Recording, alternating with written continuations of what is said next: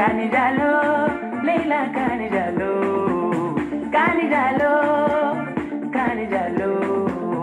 Kanijalo, Leila Kanijalo. Dia moya ki kage kage nama dia la iji alai. Dia wonya ki Leila Kani nama dia la iji alai. Jali somba bela kanila, kani masranine, mokoye mela kanila. Sanumba de mela kanila, kani masranine, daulamba mela kanila. Dama mara bela kanila, kani masranine, wani siriya bela kanila. Leila masranine, naimine kanijalo, naimine kanijalo, naimine. Dua wude mine kanijalo, naimine kanijalo, naimine kanijalo, naimine. Deliso naimine kanijalo. Atibila fukugabala, atibila fukugabala, atibila Leila kani tibila fukugabala, atibila fukugabala, atibila fukugabala, atibila juguson pele tibila fukugabala. Musodo ye kani, musoni jama ye kani. Ah Leila, baranya ma yele Leila ma, kana kuma jigi Leila ma. Wala yele ma Leila, muso yele ma Leila, turo yele ma Leila. Kani jalo tuya, kani jalo tuya.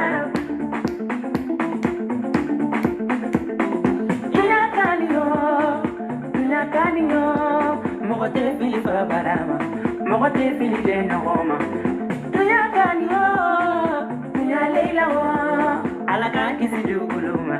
alaka kisi juguluma. Diri jugute manya leve, bari jugute manya leve. Alaki kisi juguma, alaki kisi juguma. Sino jugute manya leve, kabila jugute manya leve. Alaki kisi juguma, alaki kisi juguma.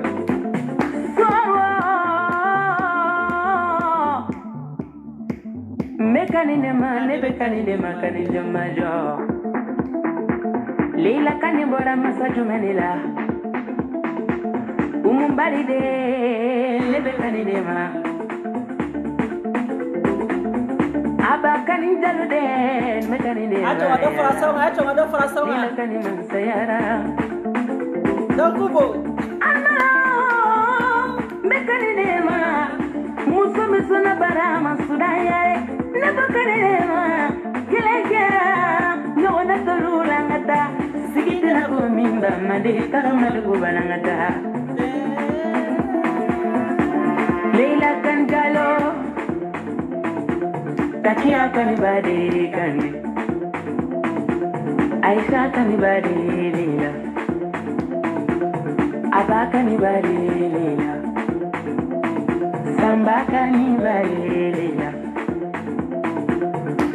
Kanibale Leila, Anna Kanjalo, hey, Aparika Domubure, Jalovana,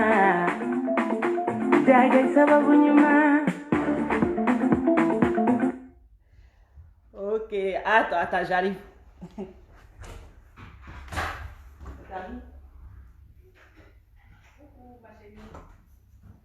Oui, ça va.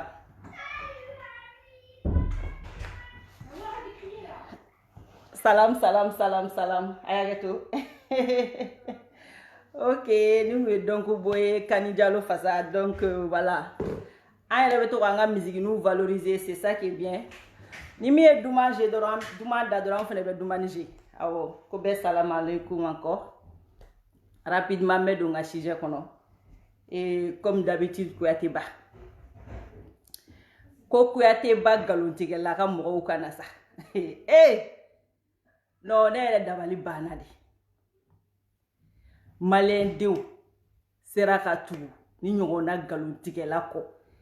Mo meti maluya ki nyejo adamadu nyela ka galontige.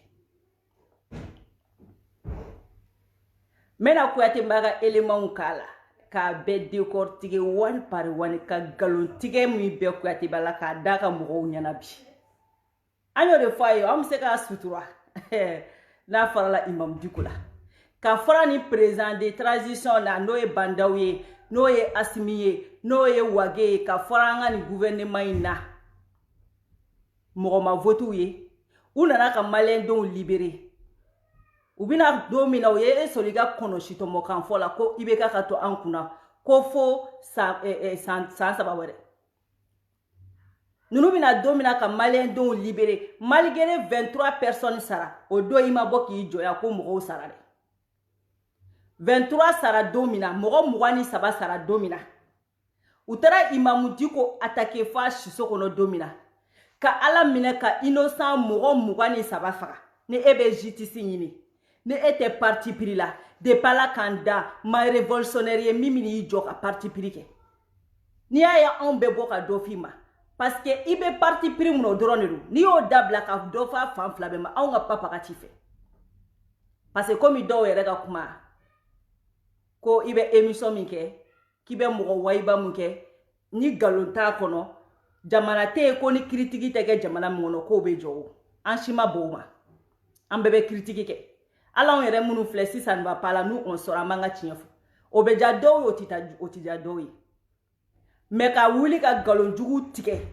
ka nangarabaya kɛ ka parti pris kɛ ka taa dɔw ka nafolo minɛ ka dɔw lagosi ka taa dɔw ka jeton minɛ ka dɔw lagosi ka dɔw ka mobili minɛ ka dɔw lagosi ka dɔw ka promesses ta ka dɔw lagosi ka débiteya ɲini ka di k'i b'o di ka mɔgɔw ma 2023 2022 maintenant k'i bɛ dɔw lagosi anw de fana k'o de tɛ passé n'i ye dɔ fɔ ɲa ma i bɛ dɔ fɔ ɲa cɛlakaw ma parce que n'a fan dɔ bɛ bɛɛ la Mali dugukolo kan mais Kuyatɛ ba ta ye de a bɛ kelen de minɛ k'i balo la kɛlɛ k'a t'o bila sinon 23 personnes sara don min na Kuyatɛ ba ne e ye hɔrɔn ye k'e bɛ miiri wallahi 23 sara don min na e kun kan ka hommage bila o 23 personnes mɔgɔ 23 sara o don ne ye Kuyatɛ ba bila o don ne ye Kuyatɛ ba bila ne kɔni kun b'a dɔn ko mɔgɔ ni gɛlɛn don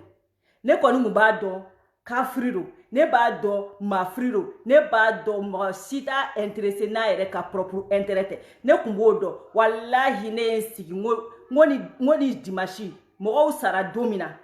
n ko dimanche n ko Kuyatɛ ba b'a ka émission reporter mais ne bɔra min kalama Kuyatɛ ba taar'i sigi k'a ka musique jouer k'a ka dɔn kɛ attends an ka dɔ bloquer Kuyatɛ ba taar'i sigi k'a ka musique jouer k'a ka dɔn kɛ ka tila ka mun fɔ anw ye ko few cira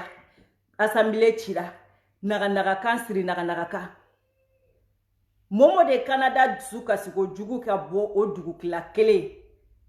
ka Kuyatɛ ba gosi a ka mɔgɔw ka taa Momo kama anw yɛrɛ ma bɔ o don koyi tellement que ne yɛrɛ bina ne yɛrɛ da kan ne yɛrɛ ma bɔ an yɛrɛ ma ni kuma sɔrɔ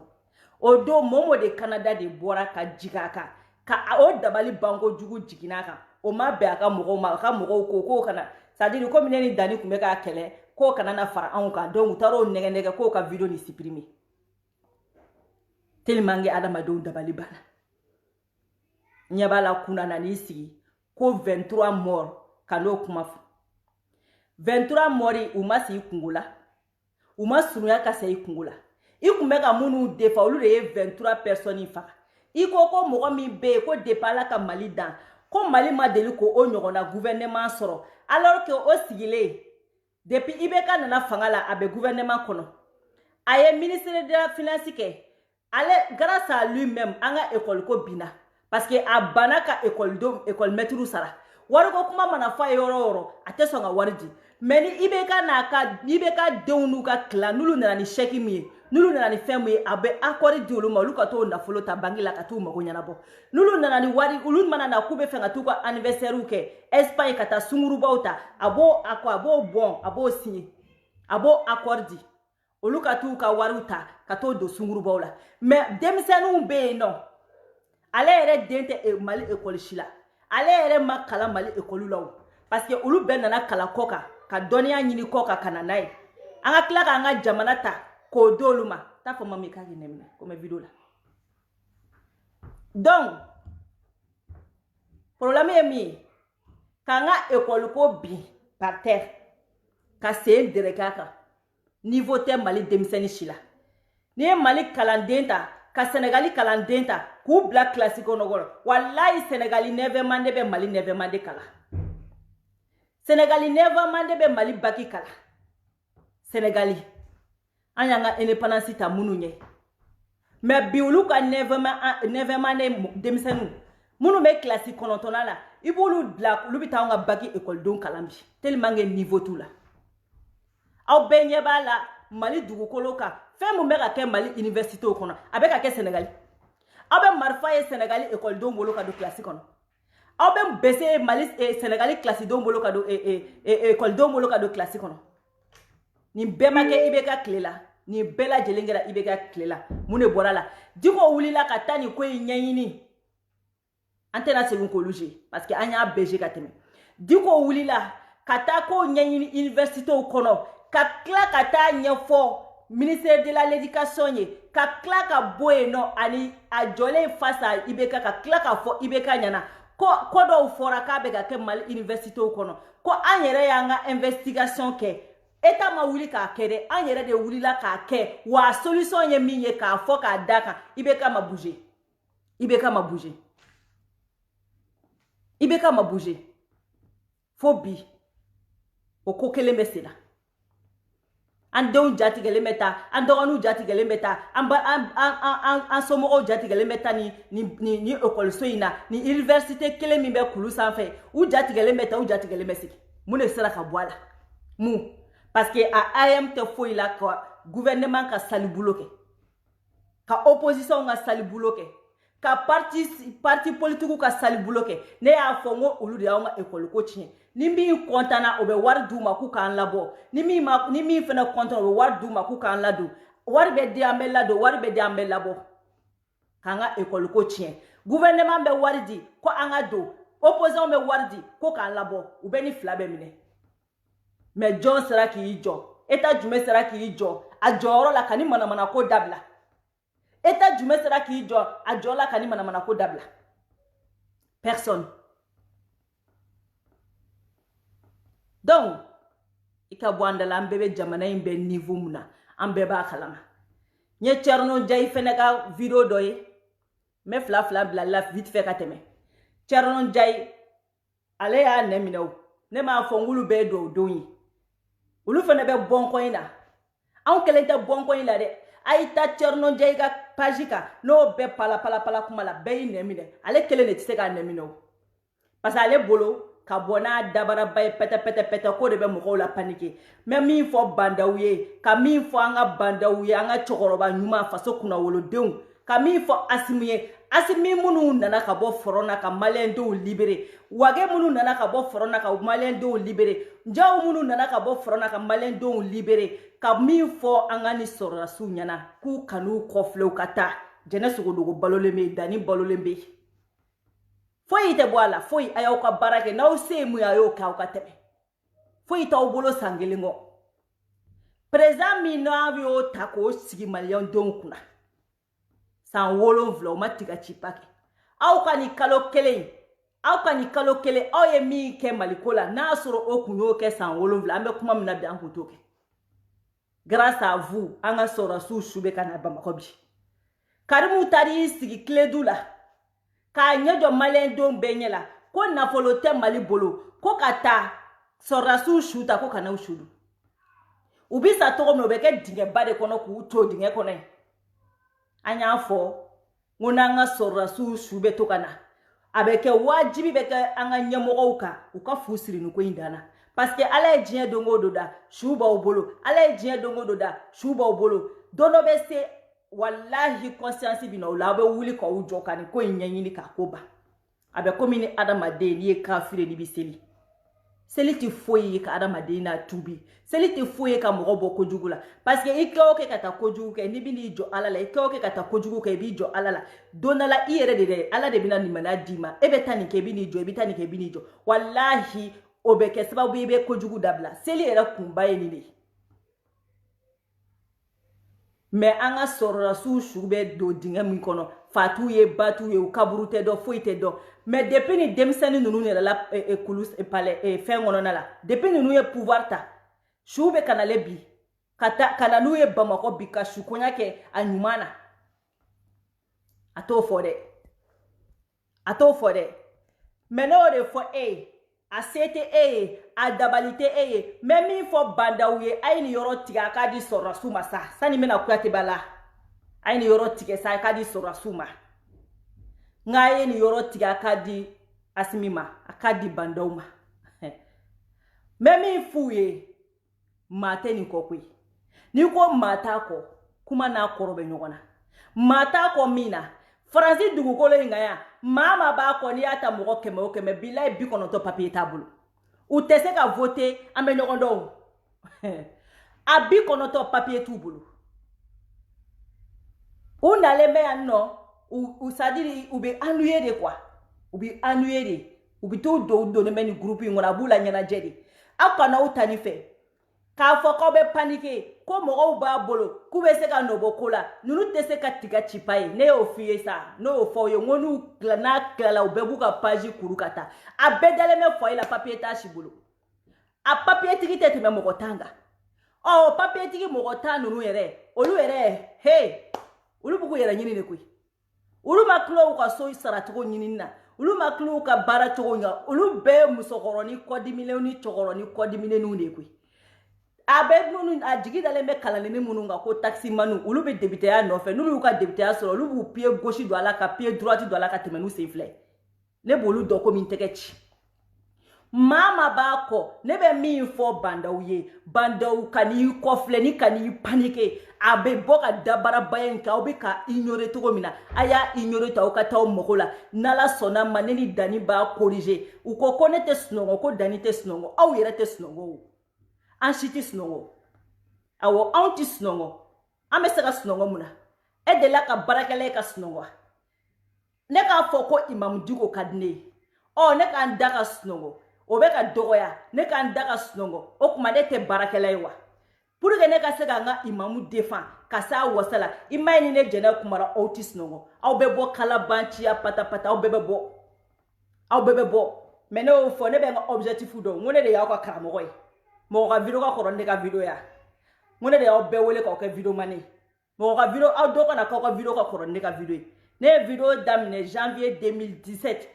Kuyateba tɔgɔ la aw si tɛ yen k'aw ka video ka kɔrɔ ne ka video a maa t'aw tu la ko min ka video ka kɔrɔ ne ka video ye a maa t'aw tu la ko min ka publication ka kɔrɔ ne ka publication ye aw bɛ jɛkulu min kɔnɔ diɲɛ ɲɛfɛ yan pata la jɛkulu initiative k'a sigi diɲɛ ɲɛfɛ ne Jɛnɛ Sogodogo donc aw de bɛ ne kɔ depuis Ala k'aw dɔn aw bɛ ne kɔ nin ko in na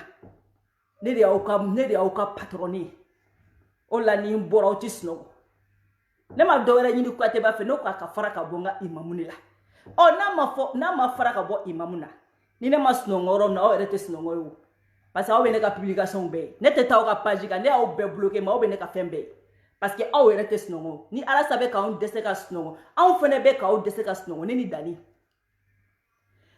an ko k'an bɛ Imam Diko fɛ an bɛ sɔrɔ donc an b'an sigi o bɛ dɔgɔya k'anw tɛ taa recherche kɛ aw kan o bɛ se ka kɛ ale yɛrɛ ko k'ale b'a ka dossier préparer 5 jours ale bɛ dossier préparer 5 jours mun na n'ale fana bɛ to o recherche de kɛ mɔgɔninfinw kan ale de tɛ sunɔgɔ parce que ale bɛ tile 5 kɛ ka fɛn dɔ préparer anw dun bɛ wuli de n'ale y'a kɛ mercredi anw bɛ na 5 k'a d'a ma o jeudi ou bien au vendredi kuma dɔw la depuis an ma tila Dani yɛrɛ bɛ bɔ k'a ci tigɛ a kan fɔlɔ donc ale ni anw min tɛ sunɔgɔ o ye ale de ye o mais n'a ma fara imamu na an tɛ sunɔgɔ koyi an bɛ sunɔgɔ mun na aw delila ka baarakɛla ye ka sunɔgɔ wa maa bɛ yen k'e bɛ fɛ ka mɔnɛ bi yɛlɛ e bɛ sunɔgɔ wa baarakɛla tɛ sunɔgɔ o walayi baarakɛla tɛ sunɔgɔ wa an tɛ sunɔgɔ bi an tɛ sunɔgɔ sini hali na aw y'o bɛɛ fɔ Kuyateba sen bɛ Dani bolo a bolo bɛ ne bolo wa a kunkolo yɛrɛ b'an bolo a fan bɛɛ lajɛlen b'an bolo aw y'o fɔ o Kuyateba tɛna to yen aw m'o fɔ o Kuyateba tɛna to yen f'a ka fara Imam Diko la ka fara nin gouvernement in na ka taa ta ɲɛɲini yɔrɔ wɛrɛ n'a ka d'a ye a ka taa jamana wɛrɛ président ta k'i da ko la mais n'a ma fara imamu na Imam Diko n'a ma to yen aw kɔni b'a dɔn c'est-à-dire aw kɔni bɛ Jɛnɛ ka kati gɛlɛya dɔ sa muso min bɛ poroporo muso min bɛ bagabaga kuma b'a dabila muso min ta dabila o kɔni tɛ ne a yɛrɛ kan k'o dɔn a tɛ sunɔgɔ ni Kuyateba ka kuma tɛ a y'o fɔ aw yɛrɛ Kuyateba yɛrɛ tɛ sunɔgɔ n'a ma Diko tɔgɔ fɔ ça fait kalo 9 ne ye date fɔ aw ye nka aw ka taa kalo 9 depuis le 4 mars maa bɛ fɛ k'a vérifier a ye taa depuis le 4 mars Kuyateba bɛ ka Diko kɛlɛ ça fait 10 mois bientôt kalo 10 de nin ye kalo 10 presque a bɛna kalo 10 bɔ aw delila ka Imam Diko ye hali k'a fɔ ko Kuyateba ya Rasulula hali k'a tɔgɔ tigɛ ka bɔ a da kɔnɔ jani Imam Diko ye adamaden bila y'i bila aw k'a fɔ Kuyateba ye ko mercredi wɛrɛ k'a kana Diko tigɛ ka tɔgɔ tigɛ ka bɔ a da kɔnɔ a y'a fɔ a ye ko dimanche wɛrɛ k'a kana Diko tɔgɔ tigɛ ka bɔ a da kɔnɔ a bɛ se ya a bɛ se wa donc Kuyateba tɛ Diko bila ko anw ka Kuyateba bila aw ɲɛ wɔɔrɔ aw ma foyi ye ko nin na fɔlɔ aw ma foyi ye foyi na fɔlɔ n'a ma Diko to yen fo k'a sa dusukasi bɛ aw de kɛri cu parce que ni dɔ fɔra Diko ma a bɛ digi anw na cogo min na ni dɔ fɔra Kuyateba ma a bɛ digi aw fana la ten donc dusukasi b'aw fana kɛri ci parce que a ta t'anw ka forfait a ta t'anw ka téléphone ye a ta t'anw dabara ye wa aw tɛ se ka pa baga ci aw dan ye dɔrɔn k'aw sigi k'aw ta fɔ a banna koyi mais anw bɛ min fɔ Kuyateba ma dɛ o y'aw ka guide de anw bɛ min fɔ Kuyateba ma o de bɛ digi aw la anw ta tɛ digi an na o anw tɛ guide ye anw ma deli ka kɛ guide ye anw kɔni bɛ yen de ni min ma bɛn a ma an bɛ bɔ k'o fɔ Kuyateba de ko k'ale guide ye donc ka dɔ fɔ Kuyateba ma dɛ a bɛ digi aw de la anw ta kɔni pa baga t'anw ta fɛ donc k'o yɔrɔ ko k'o bɔ a la aw y'aw bɛ ni bu kɛ ka ni bɛɛ kɛ Kuyateba bilatɔ la tɛ o wa an t'an ɲɛsin cɛ ma koyi ayi ni ne ye ɲɛsin aw fɛn o fɛn ma une minute ni ye i temps sɔrɔ ka une minute fili min kukɔrɔla la banna ni ye vidéo kɛ 2 heures n'a ye ja don min na n bɛ une minute dɔrɔn di aw ma parce que o de ka kan ni aw ye aw tɛ ne bolo foyi ye o kɔ aw tɛ ne bolo foyi ye o kɔ ne ka objectif ye Kuyateba de a ka fara ka bɔ Imam Diko la n bɛna Kuyateba k'a la a ye manamanakan caman fɔ an bɛ bubulata décortiquer mais san'o cɛ n bɛna ka a ye min fɔ sɔrɔdasiw ma fɔlɔ an k'o lamɛn k'o décortiquer an bɛ sɔrɔ ka na bubula la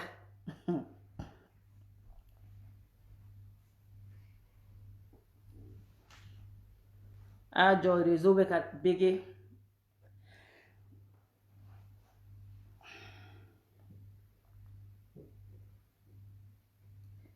a y'a jɔ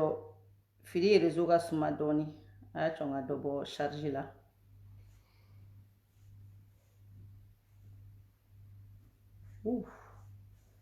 voilà sisan a bɛ sɔn ka na an bɛna a ka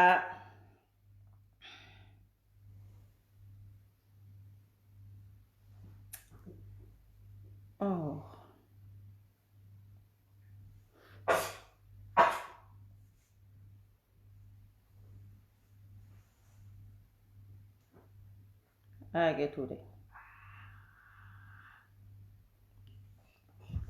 réseau fili ka réseau non laisse tomber quoi a bɛ ka na lɛ a y'aw jɔ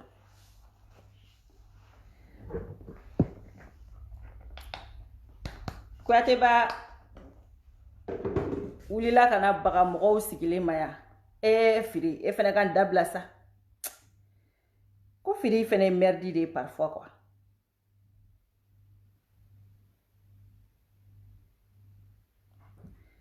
bon a y'a cɔn n bɛ taa recherche kɛ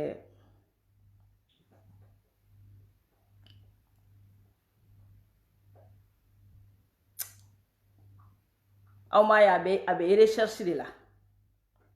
c'est ça le problème parfois firi ça fait ça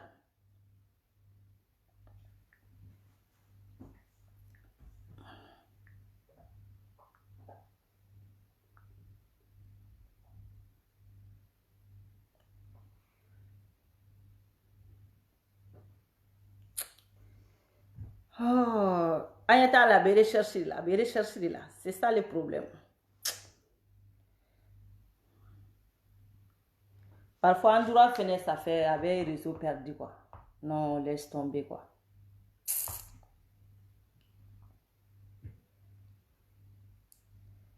N'Amazon, on est obligé quand tu es quelque chose, il passé au réseau normal quoi. Free, c'est la merde. Hein? En plus, avec à chaque fois des vidéos quoi. Bon, on écoute. Appelle les hiboux au regard client. Pour l'unité faire blé. Pour les tigres te blé. Wadou te blé. Boulevard Foga Bioulala. Non, bébé, boulevard Fena 600. Beïta Soro. Beïtati. Enfant Bega Fara. Enfant Bega Fara. Une semaine embargo. Achim Medjala. Wagela. Pour réconciliation. Où sont les pilotes? Mais c'est une insulte. Moi, je Sara, n'y a qu'un soudoya. Diao Bemi, Colonel Morivo Kone Bemi, Ouagé Bemi, Hachim Bemi, climatiseur, Katkati, Ché, Dia. Pendant ce temps, les gens se crèvent à Ségou. Une semaine d'embargo. Embargo djihadiste. Banda, où est la parole donnée? Où est la parole donnée? Il y a parti politique de Mangame. Bessira ne me kabo. Qu'on y m'voit en Kobe quoi transition. Ni m'kogaru ou élection soin. Poula ne parle pas. Keblé ne parle pas. Kaudim ne parle pas. Adema ne parle pas. Moussa Mara ne parle pas. Personne. Ce n'est pas le moment de dire que je ne suis pas d'accord. Qu'on y parle dans l'opposition, qu'on a la collection, qu'on a trahison à cause du pouvoir, tout le monde se tait sur le calvaire de nos frères. Chitekma, Mackenzie, une semaine, un parti politique, il y a Mangame. Il y a Joïka Kutuba Kaka. Il y a Joïka Mangutu Kaka.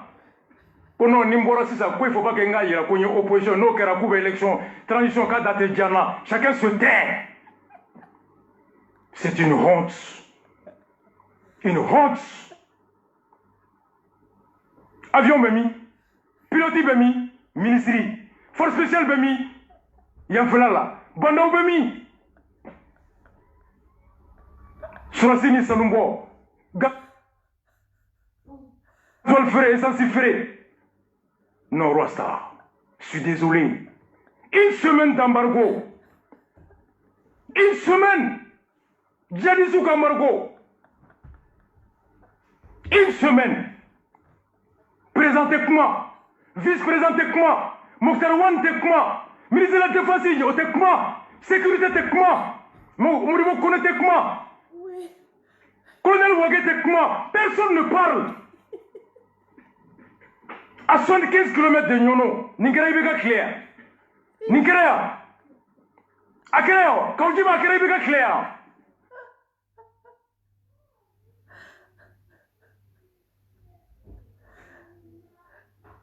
Oh non, Free, à la commandable,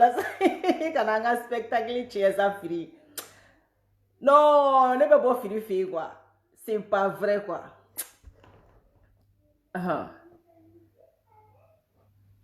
Kabaku. Putain. Aïda Kaoudim Nakounou. Non, je suis énervé, ça fait quoi? 4 mois. Mau Sara, Assemblée Djenina, Djemana Nafrou Tchena, Féou Djenina, Bâtiment Tchira, Munkama, Sosuga Warsuena, Minante Amekasa. Aujourd'hui, une semaine d'embargo, tout le monde se tait. Qu'on s'allie avec le gouvernement, au fond avec Yala là, quand dans Jérusalem, Fragnon, au grain, qu'aux formation. S'allie avec le ministère de la formation professionnelle, Maman Babi Toumbeni, Ani directeur APJ Sissé. Boulakata APJ là. Où est boulangerie financée, John Torabalay. Akanam Black Mala, Mounandela Kanada Tourna.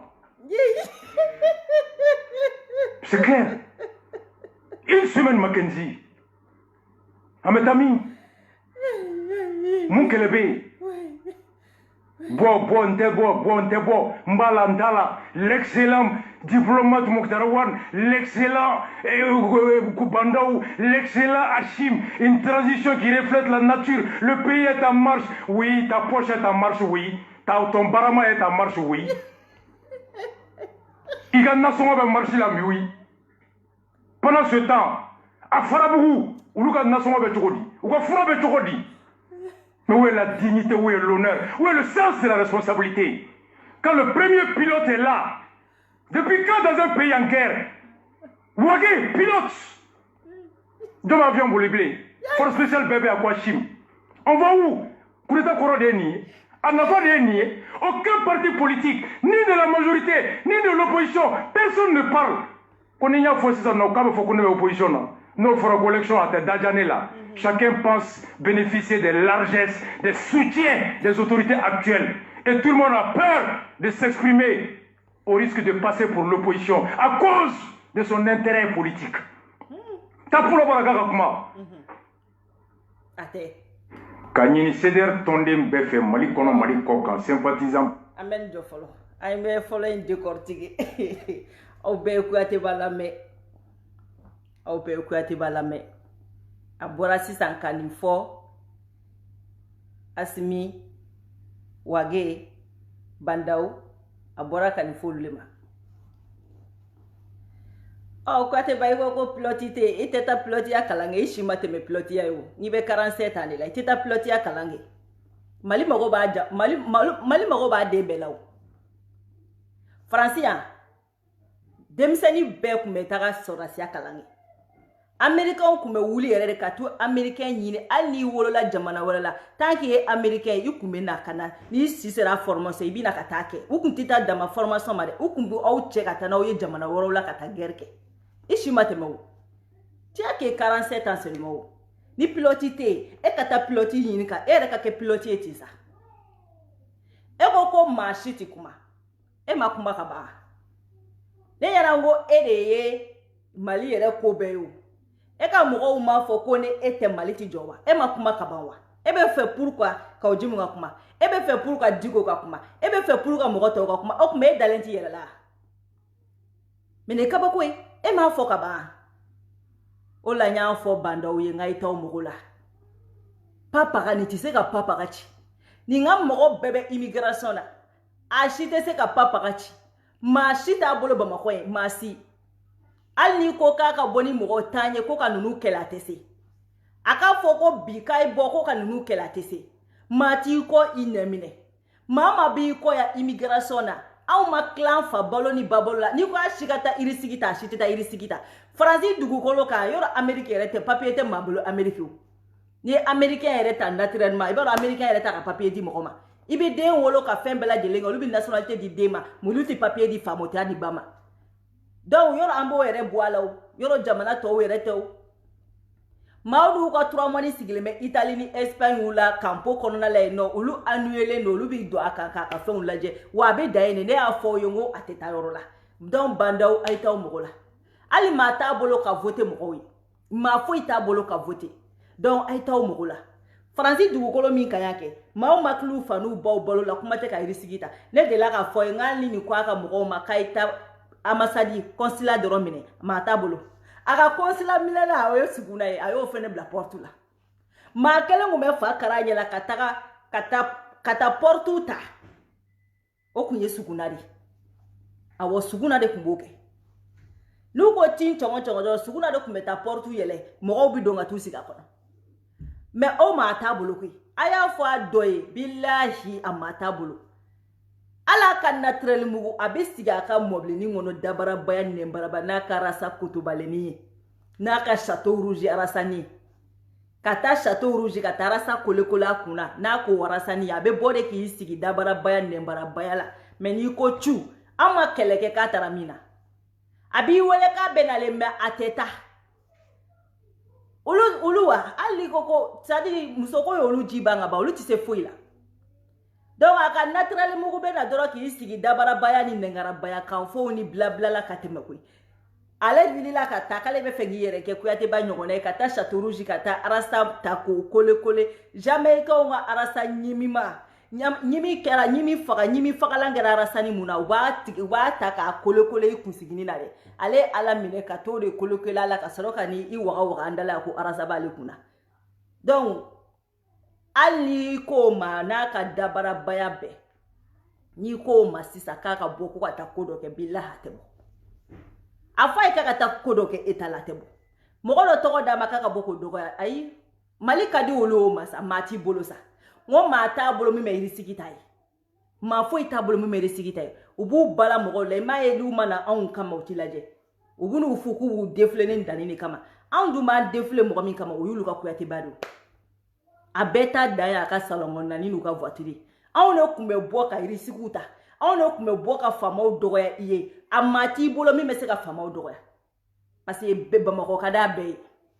Bamako kada be donc kami fo bandawi aya ko baraka o kanani calculer ayi ni to on bolo aya to on bolo na on kontana domina on be boka fla ku korola la no kra ka mo ti sunwo ayi ni to on bolo ninga na o perturber de ma fo ita bolo ya ne de be ka fo ye ame faransi dugukolo ka kije aka fiefu yere be faransi aka jama yere 98% me français aussi be papier ta si bolo a bebe woni ngono ne foyo ni fe one ne bu bedo a fe bebe publication nga to lamba bedo papier tout si bolo ani ko chu abu e kata manifestation la ni jama machamina avutita papier tout bolo donc aka ko baraka o ka temna o ka mowe aka na ni calculer abaye ko ate baye param na te yini ngana bu fara ko fɛn fɛn bɛ ka kɛ bi ko ma deli ka kɛ i bɛ ka tile la o jaabi bɛ maliyɛndenw yɛrɛ bolo ko min bɛ ka kɛ bi n'o ma deli ka kɛ i bɛ ka tile la o jaabi bɛ maliyɛndenw bolo bi aw ni ala n'ala kira cɛ i bɛ ka tile k'an kuturu kun bɛ attaqué i bɛ ka tile an ma deli k'a ye n'an kun y'a mɛn k'an ka sɔrɔdasiw bɛ ka taa kɛ rebelle la ou bien ka taa kɛ terroriste la fa bɛ k'an bolo dabaliban ko ye. Fabe kamolo de balibankwe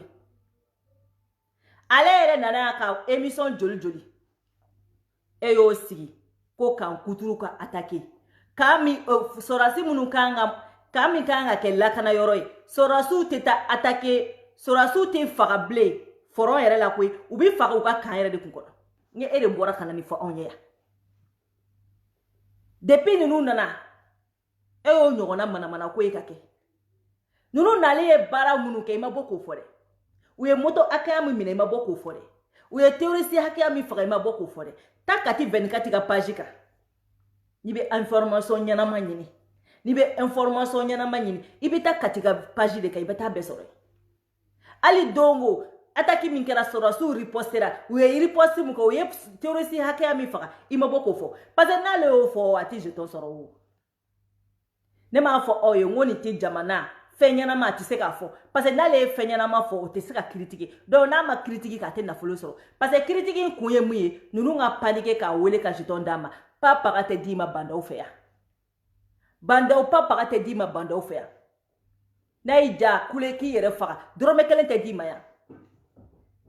e ba fo ko en même temps yen sigi nye kuyate bala je ndabali bala kunu kuyate baka émission ku me jumen ka premier ko Thomas Sangara e join sorrasi Thomas Sangara nana fangala chodi coup d'état e ko ete coup d'état fait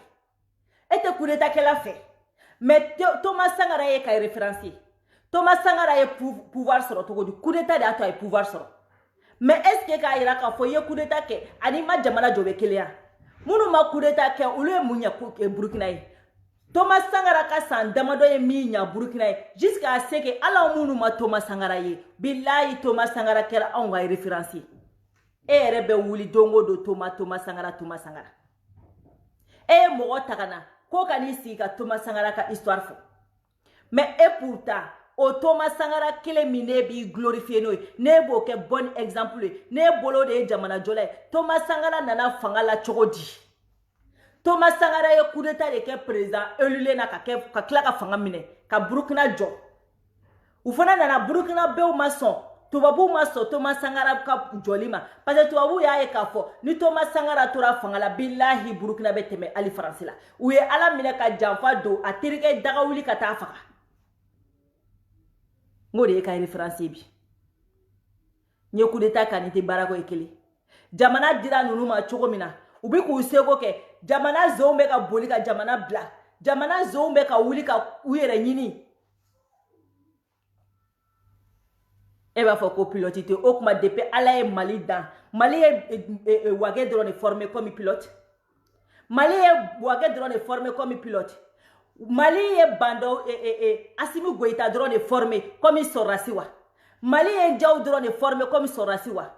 san o san Sorasi tɛ ka taa formation na wa donc Wage kelen de tun b'a ka classe kɔnɔ min kɛra min ni diplôme bɔra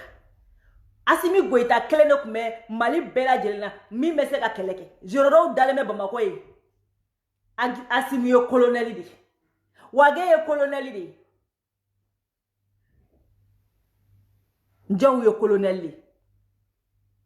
e yɛrɛ ko anw ma yan ko généraux dalen bɛ Bamako ko ka kɛlɛ gérer ni Bulutufi en même temps e ko min bɛ ka kɛ ninnu tile la k'o ma deli ka kɛ IBK tile la e min nana ya k'a fɔ maliyɛndenw bɛɛ ɲɛna ko kan kuturu de tun bɛ attaquer IBK tile ni nani ɲɛ waga maliyɛndenw ɲɛ la ko awɔ ko min bɛ ka kɛ ninnu ka kalo kelen kɔnɔ k'o ma kɛ IBK ka san 7 kɔnɔ aw ni ala n'ala kira cɛ han aw ni ala n'ala kira cɛ ne y'a fɔ n ko nin t'i adressé kodɔnnaw la walayi nin b'a dɔn mɔgɔ ma b'a kɔ bilahi a si tɛ kodɔnna a bɛɛ ma kalanbali u ma kalan u t'a ɲɛɲini k'a ɲɛdɔn sinon mɔgɔ o mɔgɔ bɛ yen k'o kalannen don comment c'est possible Kuyatɛ Babi n'i jɔ bi ko min bɛ ka kɛ ninnu ka 1 mois kɔnɔ mun de bɛ ka kɛ Amadu ko Filaduguw cira yan nɔ IBK tile la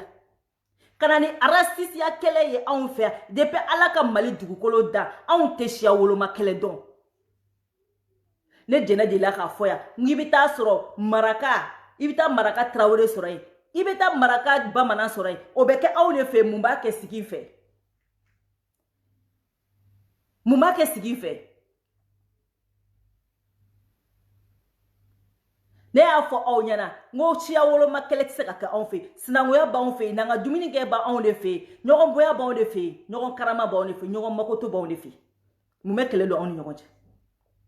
i bɛ adamaden faga anw de fɛ yafa ma gansan b'a ban anw fɛ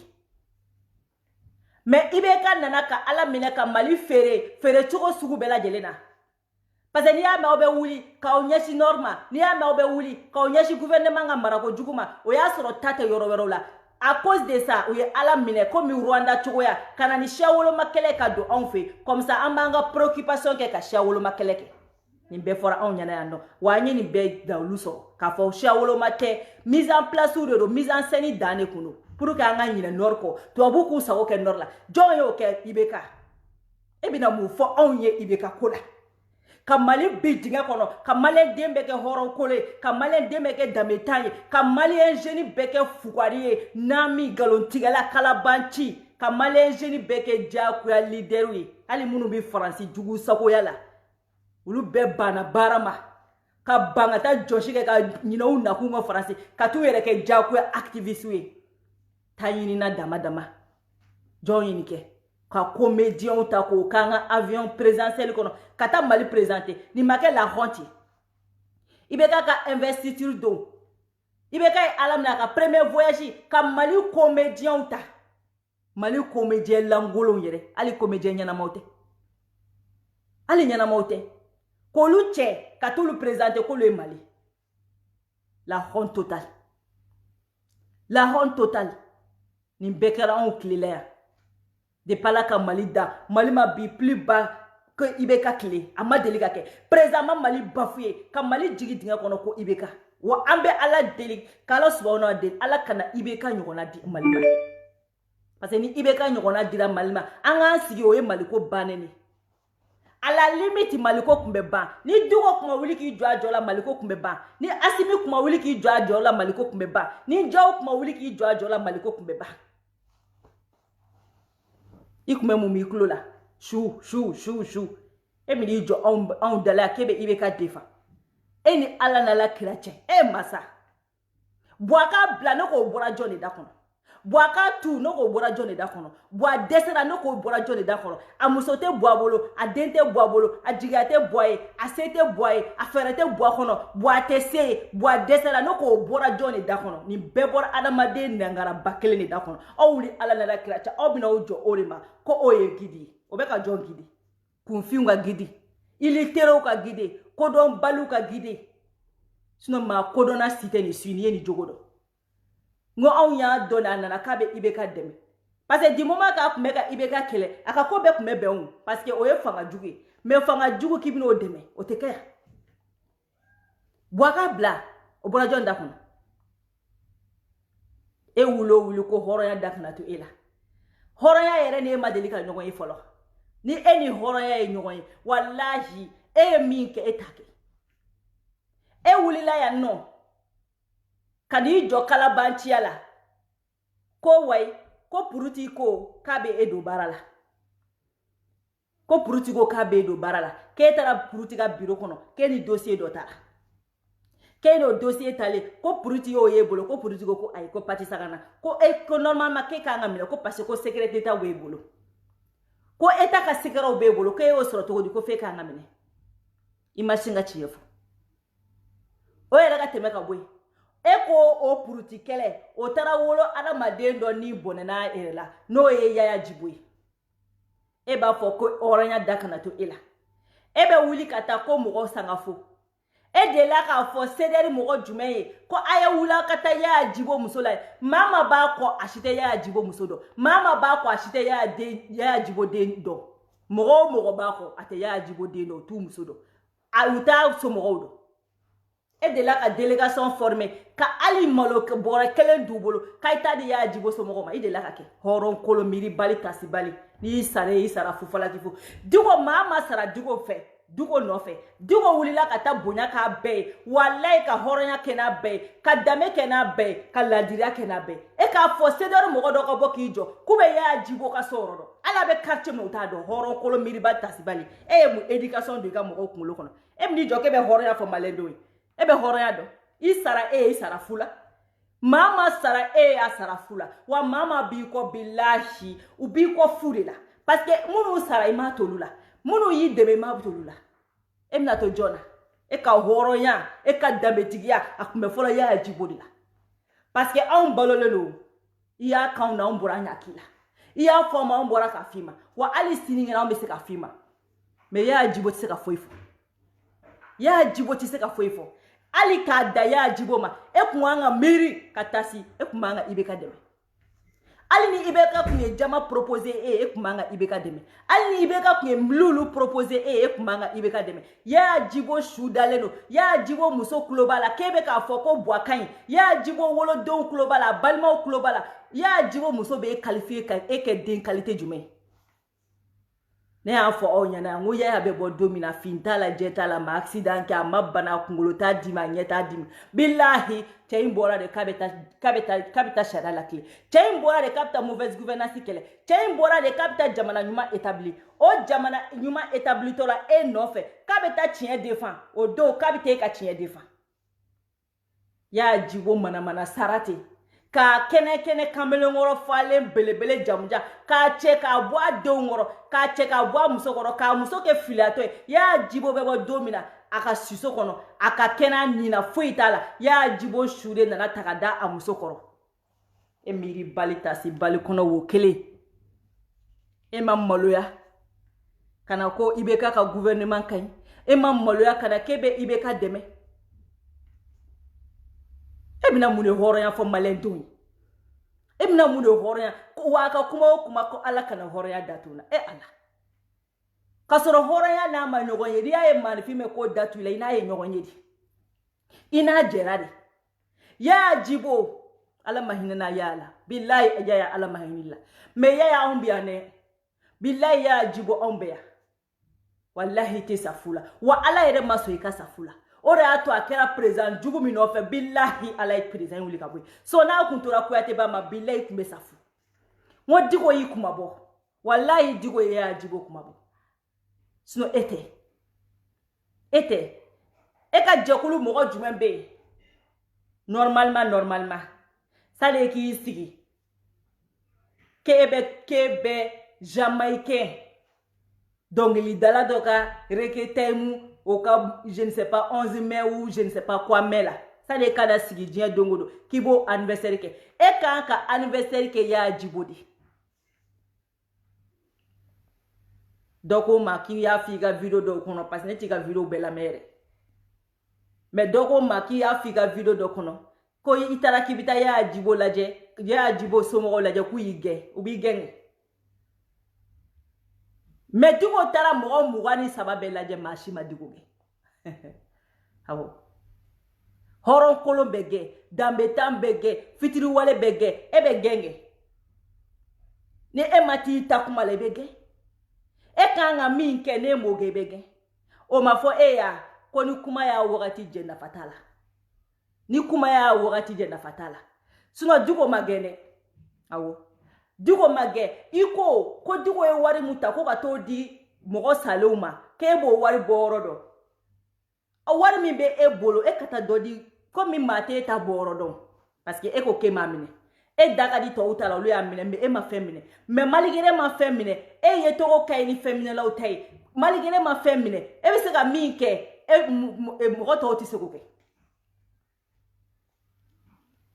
ina na ka wa bina ni konte ka di munuma ina na ka wa bina ni konte ni dugu kolen kaya ka di munuma ku ka ta meshi sa chateau rouge sunguri ne jene ba be kala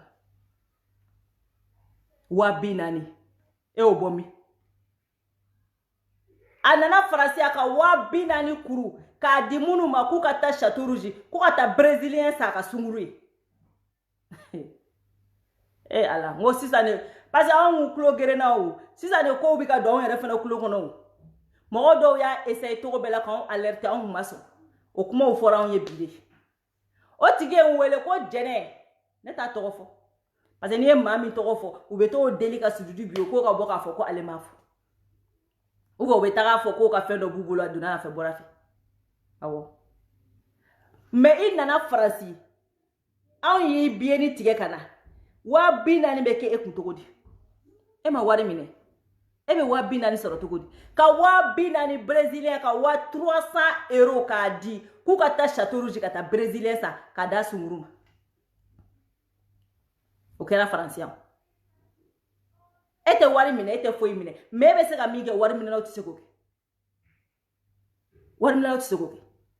me dugo magene ayi gencho ko te digo law parce que digo yo hore digo e dametike mama torla digo no fe digo ya doy mais ya jibo e ka ceder mo godo ka boku be ya jibo ka soro no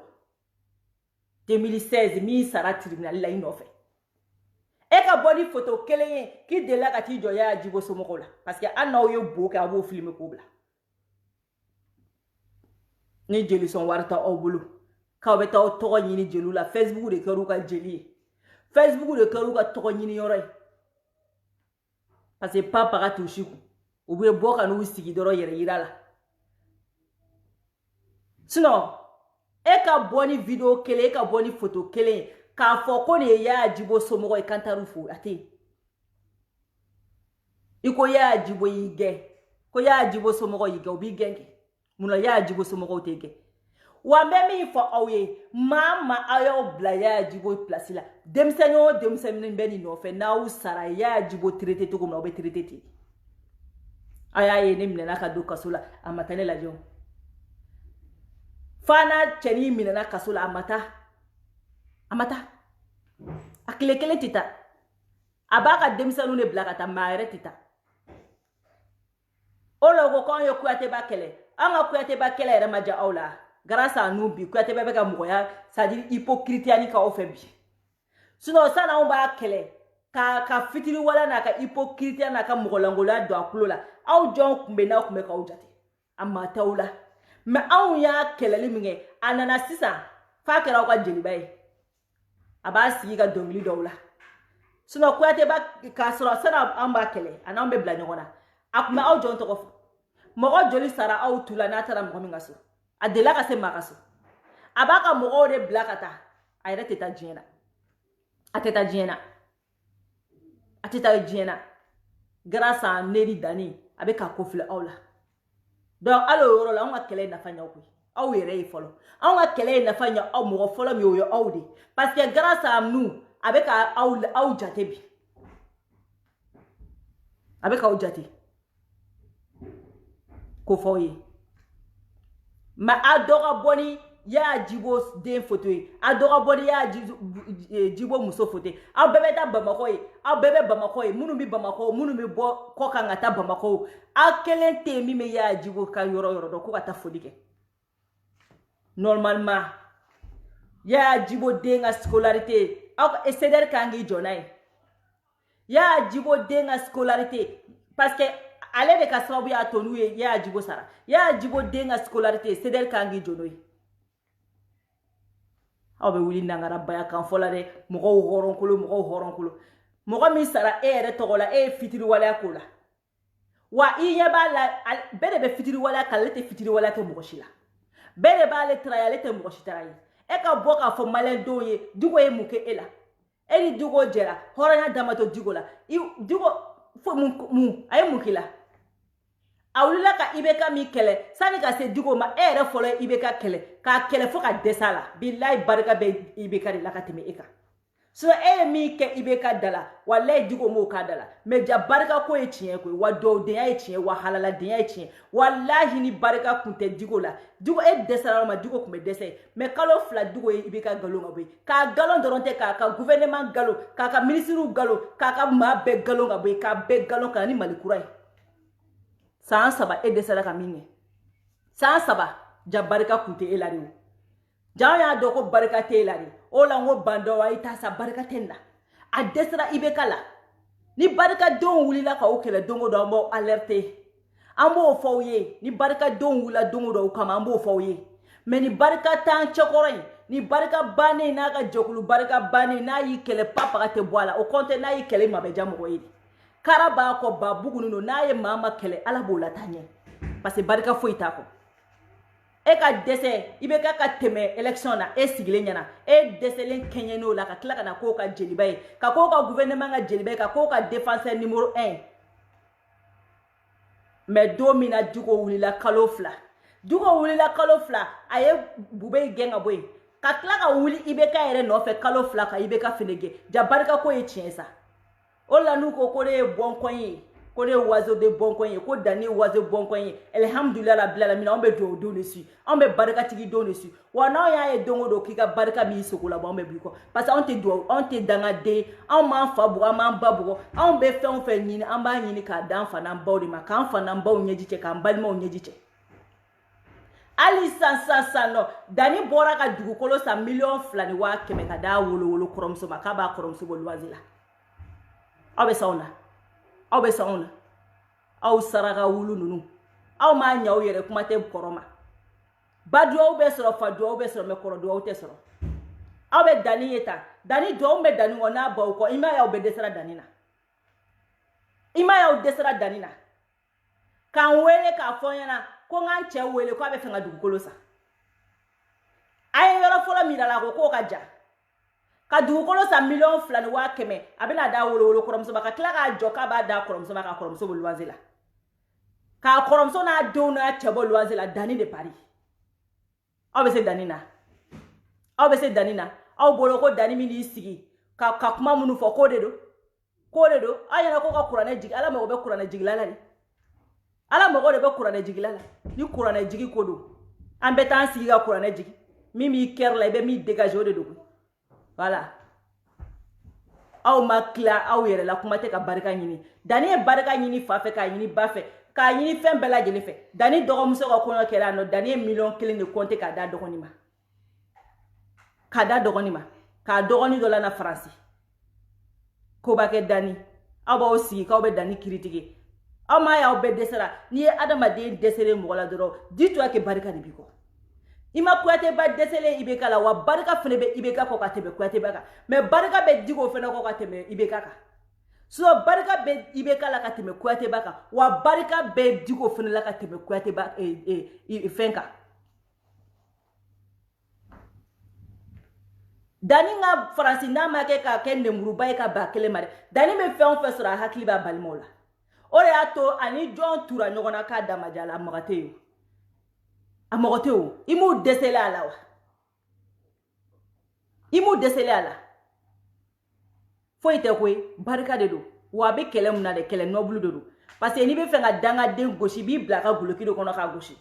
n'i bɛ fɛ ka mɔgɔ lankolon gosi i b'i yɛrɛ kɛ mɔgɔ lankolon de ye k'a gosi e ye ba ye n'i donna suruku tu la n'i ma suruku kasi kɛ u t'i dun wa u t'i dun sinon an tɛ mɔgɔ lankolon an ma sɔn kɛ mɔgɔ lankolon mais n'i bɛ mɔgɔ lankolon kɛlɛ i bɛ taa ka guloki de don k'a kɛlɛ voilà aw ye mɔgɔ lankolon de o la to an bɛ guloki mɔgɔ lankolonya don k'aw kɛlɛ donc an bɛ taa ka bɔ yen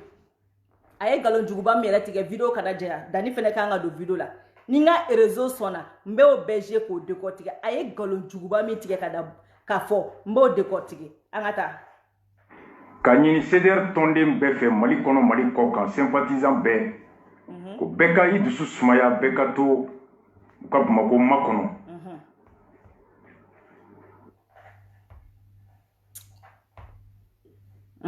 ni ɲɔgɔn ye tɛnɛ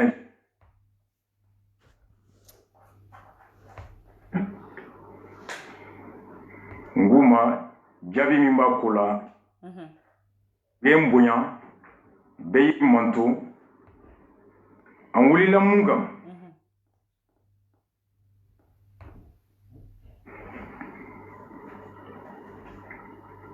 ngo bonya bɛ yen bonya ma segi bɛ mande n ye bugula dɔn a bɛ san 10 bɔ bi n balimakɛ ni n terikɛ nɔfɛ alu Keita 2007-2008 ni ma fili alo Clédou Yeli Madi Konate mon frère a bɛ alo Clédou daminɛ don min o y'a sɔrɔ an bɛ taa ka zone de vérité la a ko an ka to ka weleli kɛ pour que émission in ka lakodɔn n bɛ weleli kɛ a wagati an mɔgɔ 4 mɔgɔ 5 de tun bɛ weleli kɛ pendant 2 à 3 mois n ye bugula dɔn weleli de la dɔ tun bɛ yen ko homme du peuple n y'a dɔw de senfɛ k'alu Keita dɔw senfɛ n bɛ nin yɔrɔ in décortiquer minnu ko anw ye Kuyateba ka Guinée bɔrɔtɔ anw ye Kuyateba kɛ lɛfɛ ye maa ni anw tɛ se ka jɛ ko la piɲɛ tɛ Kuyateba bɔra sisan ka kuma min fɔ n b'a yɔrɔnin fɔ a ye mɔgɔ caman échappé Kuyateba ko k'ale bɛ bubula dɔ k'a bɛ san 10 bɔ ko bubula tun bɛ émission dɔ kɛ o émission in pour que a ka se ka lakodɔn bubula yɛrɛ de tun b'a fɔ olu ye k'olu ka ale wele c'est comme mɔgɔw t'a fɔ sisan nɔ n'u bɛ émission na k'u bɛ appeli ka appeli bila quoi k'a fɔ a ye weleli kɛ a ye weleli kɛ k'a ye weleli kɛ komi anw yɛrɛ bɛ to ka minnu kɛ danni bɛ to ka min kɛ fo k'a fɔ an ye téléphone labila a ye weleli kɛ donc ko bubula tun b'o de ɲɔgɔnna kɛ k'a fɔ ko ka weleli kɛ donc mais bubula y'a fɔ olu ye k'olu ka to k'ale wele pour que ko émission bɛ lakodɔn donc n'o kɛra sisan ni émission daminɛna olu tun bɛ bubula wele k'a kɛ komi ni mɔgɔw bɛ ka bubula suit ka sɔrɔ en réalité bubula tun tɛ ka suit donc maintenant a bɛ kɛ sababu ye mɔgɔw bɛ ɲagari ka na bubula ka émission kan nin tɛ gunobɔrɔtɔ ye nin bɛɛ fɔ ko anw ɲɛna yan ni gunobɔrɔtɔ tɛ nin bɛɛ fɔ ko anw ɲɛna bubula ka bubula lebu bɔrɔtɔ k'a kɛ komi n'a sɔrɔ bubula ka émission kun sulen tɛ mais bubula yɛrɛ de y'a fɔ olu ye olu ka to k'ale wele ka plan kɛ ka combine kɛ pour que ale ka émission ka to ka lajɛ nin tɛ gunobɔrɔtɔ ye nin tɛ gunobɔrɔtɔ ye nin tɛ gunobɔrɔtɔ ye san 10 ko e bɛna o gunobɔrɔtɔ bubula ye service demandé fɛ e kɛ gunobɔrɔtɔ bi mais bubula kuma la tile kelen b'i tɔgɔ fɔ kelen wa hali ni kuma in bɛ bololi e kan mais a tile kelen ma bɔ k'i ka gunobɔrɔtɔ yan fɔlɔ i fana bɛ se ka kuma ka sɔrɔ i ma gunobɔrɔtɔ kɛ an ka taa Ablaye Wadi b'a ka statut ba in jɔ don min na ko statut de renaissance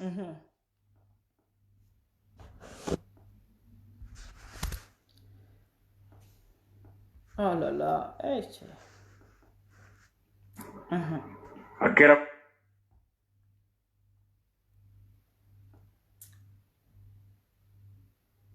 non kuma caman ye dɔw ko a ɲana dɔw ko a ma ɲa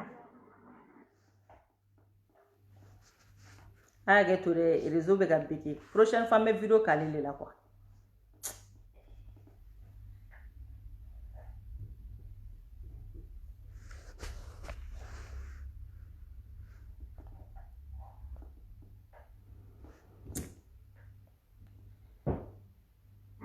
bugula kɛra maaw ye a don minnu ye statut in lafasa hakilina min tun bɛ ne la n ko wari min donna la don a jɔyɔrɔ wɛrɛ tun bɛ an fɔra ɲɔgɔn kɔ arajo kan a dugusɛjɛ Alu Keyita ye n wele a sera ma n kumana ko a kɔrɔkɛ ye bugula ye a bɛ immeuble min na sugu kɔnɔ immeuble min tugulen bolo o ye bugulaw ka immeuble ye a kɔrɔ don n ko Alu ni e kɔrɔ ye mɔgɔ min ye o ye ne kɔrɔ ye a ye bugula passé ma a ko a b'a ɲɛfɔ n ko kɔrɔ a ma s'o la kaban e ye kɔrɔ ye yafa ma a banna depuis o don fo bi ma bugula ta tɔgɔ ma ni ɲɛ yɔrɔ yɔrɔ kɔrɔ depuis o don fo bi ma bugula sɔsɔ arajo kan ma bugula jaabi arajo sanfɛ a bɛ siɲɛ 4 bɔ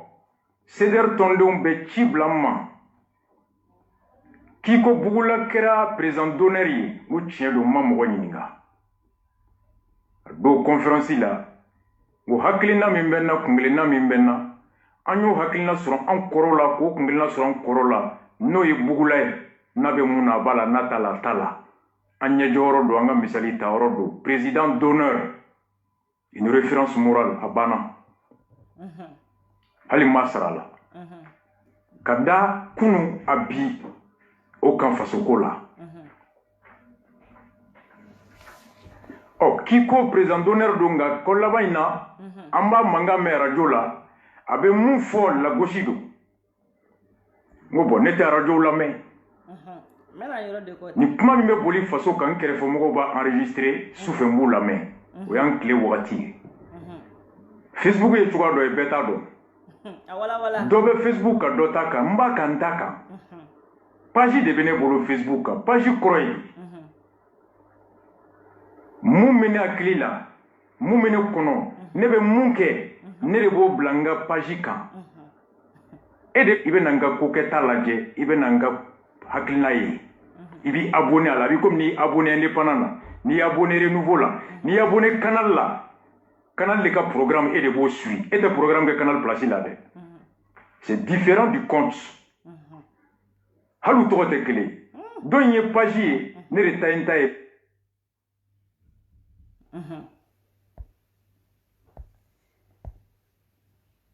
aw bɔra sa a ye Kuyatɛ ba lamɛn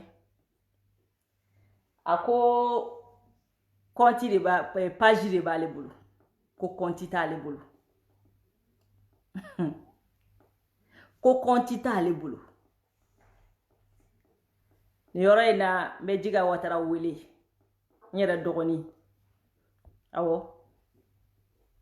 n bɛ Jiga wele nin yɔrɔ in na n dɔgɔnin don mais mun ka kan o de bɛ n'o lajɛ a y'a to tan compte kɔrɔ ye di n bɛ kulu dayɛlɛ kulu min bɛ teriw ɲini o de la i bɛ invitation ci invitation d'amis n b'a fɛ ka ɲini fɛ ka k'i teri ye ne y'a accepté i bɛ kɛ n teri ye n'i kɛra n teri ye ne bɛ fɛn fɛn bila e b'o ye e bɛ fɛn fɛn bila ne b'o ye la différence avec la page c'est celui qui est propriétaire de la page qui est maître du contenu du page les abonnés aw de bɛ na ne ta consommer mais compte la ne bɛ ta consommer i bɛ ta consommer la ne bɛ ta consommer i bɛ ta consommer o compte tɛ ne bolo donc n t'a bɛɛ ye o ni bugula ye mun kɛ a ye n makɔnɔ n ye bu bila ka bugula wele n ko n ka mɔgɔw ko n ko a ye nin fɔ n k'u k'a ɲininka parce que bi an bɛ yɔrɔ min maaw bɛ se ka kuma tigɛ k'a yɛlɛma ka bɔ a hakili kɔnɔ an bɛ nin yɔrɔ in décortiquer n ka video sigi kun ba kun ye nin yɔrɔ in yɛrɛ de Kuyatɛ ba ko compte Facebook t'ale bolo ko page de b'ale bolo c'est la première fois ne k'o mɛn ko mɔgɔ bɛ se ka page dayɛlɛ ka sɔrɔ i ma compte dayɛlɛ a bɛ se ka kɛ mais ne jɛnɛ t'a kalama wa n ma deli k'a ye o yɔrɔ in na n bɛ Jiga Watara wele ka na ne y'a fɔ Jiga ɲɛna mais adamaden n'a ye mɔgɔ kanu et puis a ye degun caman sɔrɔ a nɔfɛ o de la hali dɔw b'a fɔ Jiga bɛ ta bɛ ta bɛ ta ne ko n ka mɔgɔw bɛɛ ma en tout cas min ka di ne ye bɛɛ ka Jiga to ye n dɔgɔnin don a bɛ n bonya wa an ye ɲɔgɔn dɔn liti in kɔnɔ a kɛra balimaya y'an ni ɲɔgɔn cɛ hali bi sɔgɔma in na ne ni Jiga kumara ne jiga ka administrateur jiga ne ka administrateur ale b'a fɔ ko hɔrɔnya inini ne ni jiga kungulila tɛ kelen depuis ko in daminɛna a y'a ta fɔ ne ye n ta fɔ an bɛɛ an ka chemin ta a y'a ka chemin choisi ne ye n ta choisi mais a ma bonya bɔ an ni ɲɔgɔn cɛ a ma karama bɔ an ni ɲɔgɔn cɛ a ma foyi bɔ an ni ɲɔgɔn cɛ hali bi na ne ni jiga kumara bi sɔgɔma in na jiga i ma appelé wa ni yɛrɛ mago b'a la n b'a wele hali sini jiga b'a den kɛ mobili kɔnɔ ka na ne ta an bɛ taa restaurant na an bɛ dumuni kɛ o de ye hɔrɔnya ye wa n'a dama to a la dɛ tɛ to anw de bɛ se k'an jɔ ko ni hɔrɔnya dama to na dɛ tɛ to anw na mais e ni maa min fɔra ɲɔgɔn kɔ e b'i cracher o kan bilahi o tɛ hɔrɔnya ye ne ni jiga tɛ kungila kelen ne bɛ ko dɔw kɛ a bɛ mɔgɔ min nɔfɛ ne bɛ ko dɔw ko la a bɛ digi a la ne yɛrɛ bɛ ko dɔw kɛ imam diko la a bɛ digi ne la mais an fila bɛ ko ni hɔrɔnya ma tila nin na a tɛ tila na o de ye hɔrɔnya ye ne ye jiga ka administrateur hali sini o de y'a to hali mɔgɔ dɔw ko jɛnɛ jiga bɔ i ka administrateur la n ko ne tɛ se ayi ne ni maa ma jɛ ko ne m'a datu la ayi an bɛ san 10 kɛ tan bilahi ni jiga ma ni ne ma tigɛ a la a tɛ tigɛ ne la ni ne ma tigɛ a la a tɛ tigɛ ne la o de ye hɔrɔnya ye anw de bɛ se k'an bolo kɔrɔta bilahi anw de b'an bolo kɔrɔta a ma ne bɔ ka administrateur la ne y'a ka administrateur n'a ye ne ja hali sisan ne bɛ taa publication kɛ jiga ka page kan n'a ye jiga ja a bɛ publication kɛ ne ka page kan bɛɛ kumara bɛɛ ye o ye jiga kɛ fɛn bɛɛ ye ka wuli k'a fɔ hɔn jiga ye nin de ye ka ne dusu k'u bɛ ne dusu labɔ u nana wagati dɔ la ka jiga yɛrɛ ta ka kɛ euro ye pour que k'u bɛ ne dusu labɔ pour que ne ka dimi ka dɔ fɔ jiga ma ayi ne ni hɔrɔn kolonden de tɛ jɛ sa depuis Ala ka ne da ne ni hɔrɔn kolonden tɛ jɛ maa ma bɛ ko hɔrɔnya b'i la hɔrɔnya dɔɔni b'i la bilahi ta'ala i ne ko mana gɛlɛya ne ni ɲɔgɔn cɛ cogo cogo ne tɛ bɔ n ka hɔrɔnya kan o la ne jɛnɛ ko ne ni mɔgɔ ma jɛ ko ne ma hɔrɔnya datu la mɔgɔ tɛ diɲɛ dugukolo in sanfɛ k'i ne bɛ jɛ k'i t'i kun suli ne a tɛ kɛ parce que ne bɛ n ta in minɛ de n'i ta tilalila don min na n m'o fɔ mais ne ta bɛna tilana cogo cogo n bɛ n base n ta in kan a tɛ minɛ na donc k'a fɔ jiga ye a yɛrɛ ye a ka kuyateba mankan mɛn page ko compte t'ale bolo galofin a ma tɛmɛ kalo 2 kan n bɛ kuyateba ka galon jɔ a la a ma tɛmɛ kalo 2 kan a bɛ taa fɔ jiga fɛnɛ k'a ka bɔ k'a fɔ ko ye nkalon ye komi aw wele a fɔ ko ne ka kumaw bɛ ye nkalon ye a ye taa fɔ jiga ye k'a ka fɔ ko nkalon a don ne mago tun bɛ jiga la n bɛ ci dɔ yɛrɛ kunna a mɛnna a tɛ k'an jaabi après kɔfɛ a nana a ko n ma ko grand sœur k'i bɛ hakɛ to ko n kun bɛ ka kuyateba ka compte Facebook de dilan ka d'a ma ne ko n ko kuma n ko Facebook t'a bolo wa a ko n ma ko ayi k'a kun b'a bolo ko mais k'a bɛ a kun bɛ fɛ ka video yɛrɛ kɛ k'a bɛ ka dɛsɛ ka don ou bien a kun bɛ fɛ ka publication de kɛ k'a bɛ ka dɛsɛ ka don donc a bɛ ka dɛsɛ ka don donc a ka mɔgɔ ninnu y'ale wele k'ale k'a essayer ko k'a problème régler a ka compte min filɛ nin n'a ye jiga jaabi a bɛ don a kɔnɔ ka kulonkɛ k'a la a bɛ don a kɔnɔ bi ka kulonkɛ k'a la a compte Facebook a bɛ jiga Watara bolo a nana y'i jɔya k'o ye nkalon ye ni e sera ka nkalon tigɛ n na yɔrɔ e bɛ nkalon tigɛ ko wɛrɛ la ni e sera ka nkalon tigɛ n na walahi e bɛ nkalon tigɛ ko wɛrɛ la jiga Watara kelen kelen ye compte Facebook dilan ka di kuyateba ma a tɛ tɛmɛ kalo 2 kan k'an to M5 ka événement in kɔnɔna la k'an to IBK kɛlɛ in kɔnɔna la a ko a bɛ don ka publication k'a ka page kan a ma se a u dɛsɛra ka dɛsɛ hali ka compte créer a tɛ se wallahi a tɛ se jiga Watara de ye compte créer ka d'a ma u si tɛ se a y'a fɔ jiga ye k'a ka fɔ ko ye nkalon ye jiga Watara de ye compte Facebook créer ka d'a ma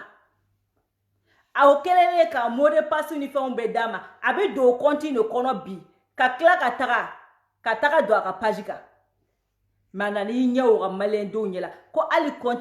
page ko compte Facebook t'ale bolo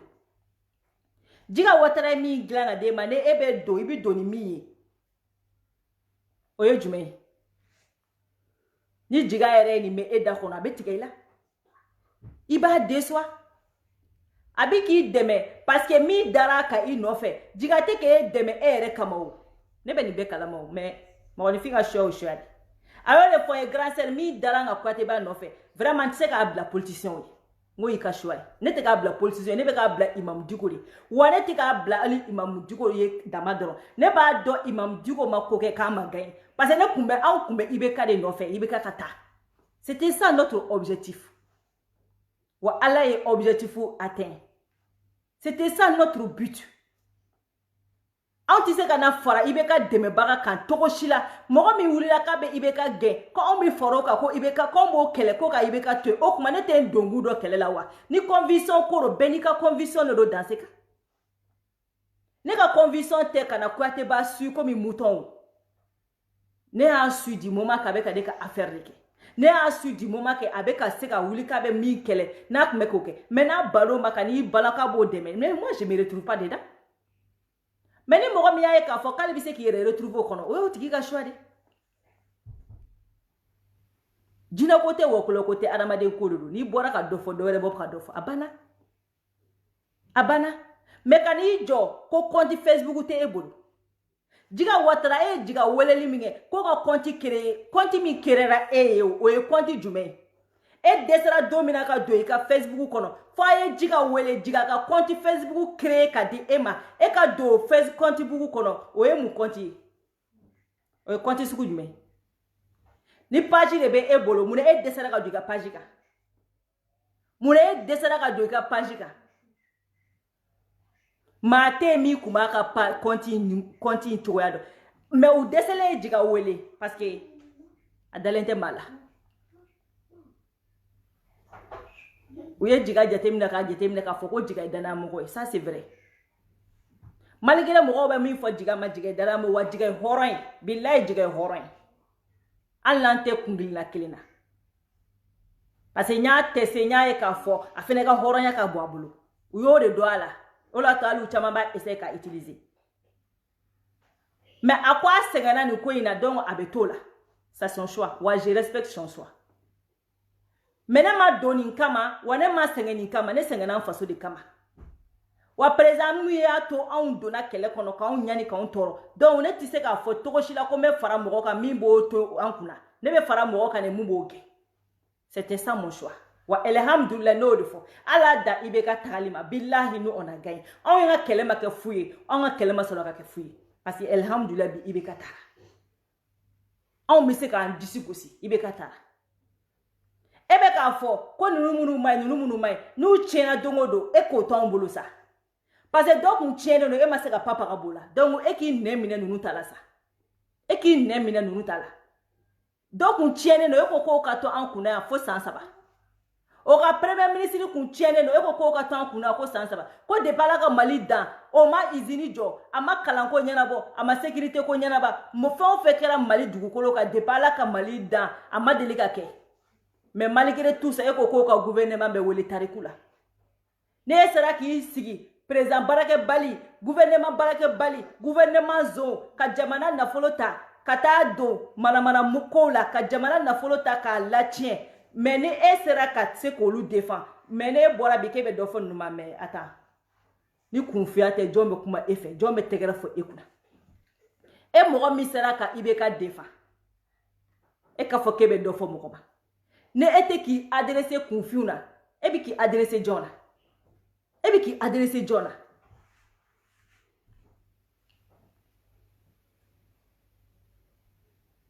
donc aw ka Kuyatɛ ba ko compte Facebook t'a bolo a y'a fɔ ko Jiga Ouattara min créé ye même la walahi Jiga il a honte de toi Jiga Ouattara compte Facebook min créé ni bi do kɔnɔ bi ka t'i ka vidéo k'i ka page kan o compte Facebook ye mun o compte Facebook ye mun a y'u bɛɛ lajɛ a vidéo mani fɛn o fɛn bɛ yan n bɛ nin fɔ sisan u bɛ t'olu bɛɛ fɛnɛ kɛ administrateur ye a y'u bɛɛ lajɛ jɔn bɛ se k'a ka vidéo kɛ en direct k'a to kɔfɛ ni Jiga tɛ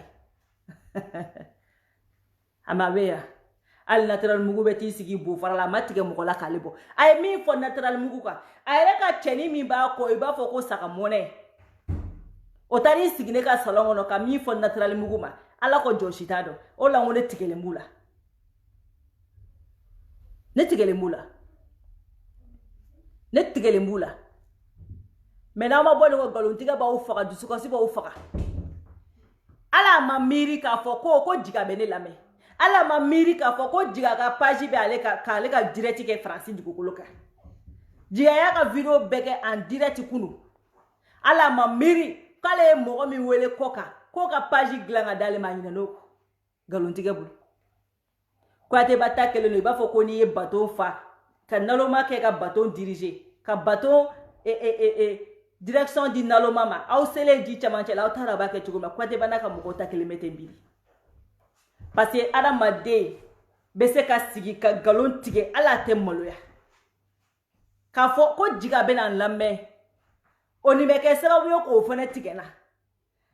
adamade me tige mo la don ngo wera tige la don di ama tige la badagata ke wu M5 ko ni diko kanuni ne ya tobe do nyona sino ngaw tigara la don à chaque étape où doni me ka boala parce que on ye bala be ka taka bolo munga à chaque fois na ye kodo ka on betikala à chaque fois na ye kodo ka on betikala o le ka mogo be gwako o ma ya o de la ka mogo ye ka bora ku ate ba ko ka klela ka singa tukako ate parce que ni adama de dalila ka tigela ti ka kife tuguni ne ma mogo ye ko mi tigara la ka kila ka kafe ne be mogo ye kuma dolo be ba mogo la ka kafe mais de pas la kaneda ne ma mogo ye ko mi bana ku ate bala ka kila la ka kafe am mogo te die dugu kolo ka madeli kai na be ay nanai mama mani ko do ku ate bala ti se ka kafe parce que mogo be dana qualité mu daka mogo ba ka ko tani fangani barka e tugumna mogo be mogo kela no fe tugumna na yi deso e se ka kafe tugu c'est ça le problème. Ne ma marché ka yi deso ali lui négocier ki be so ngatuka ko amogote ene ka boka galontiki dani ka boka galontiki sugura ka boka galontiki soldat ka boka galontiki dan junior ka boka galontiki da sadiri ha morgani ka boka galontiki sam jabate ka boka galontiki ha an ka boka galontiki o bene mauna de abo ko temps perdu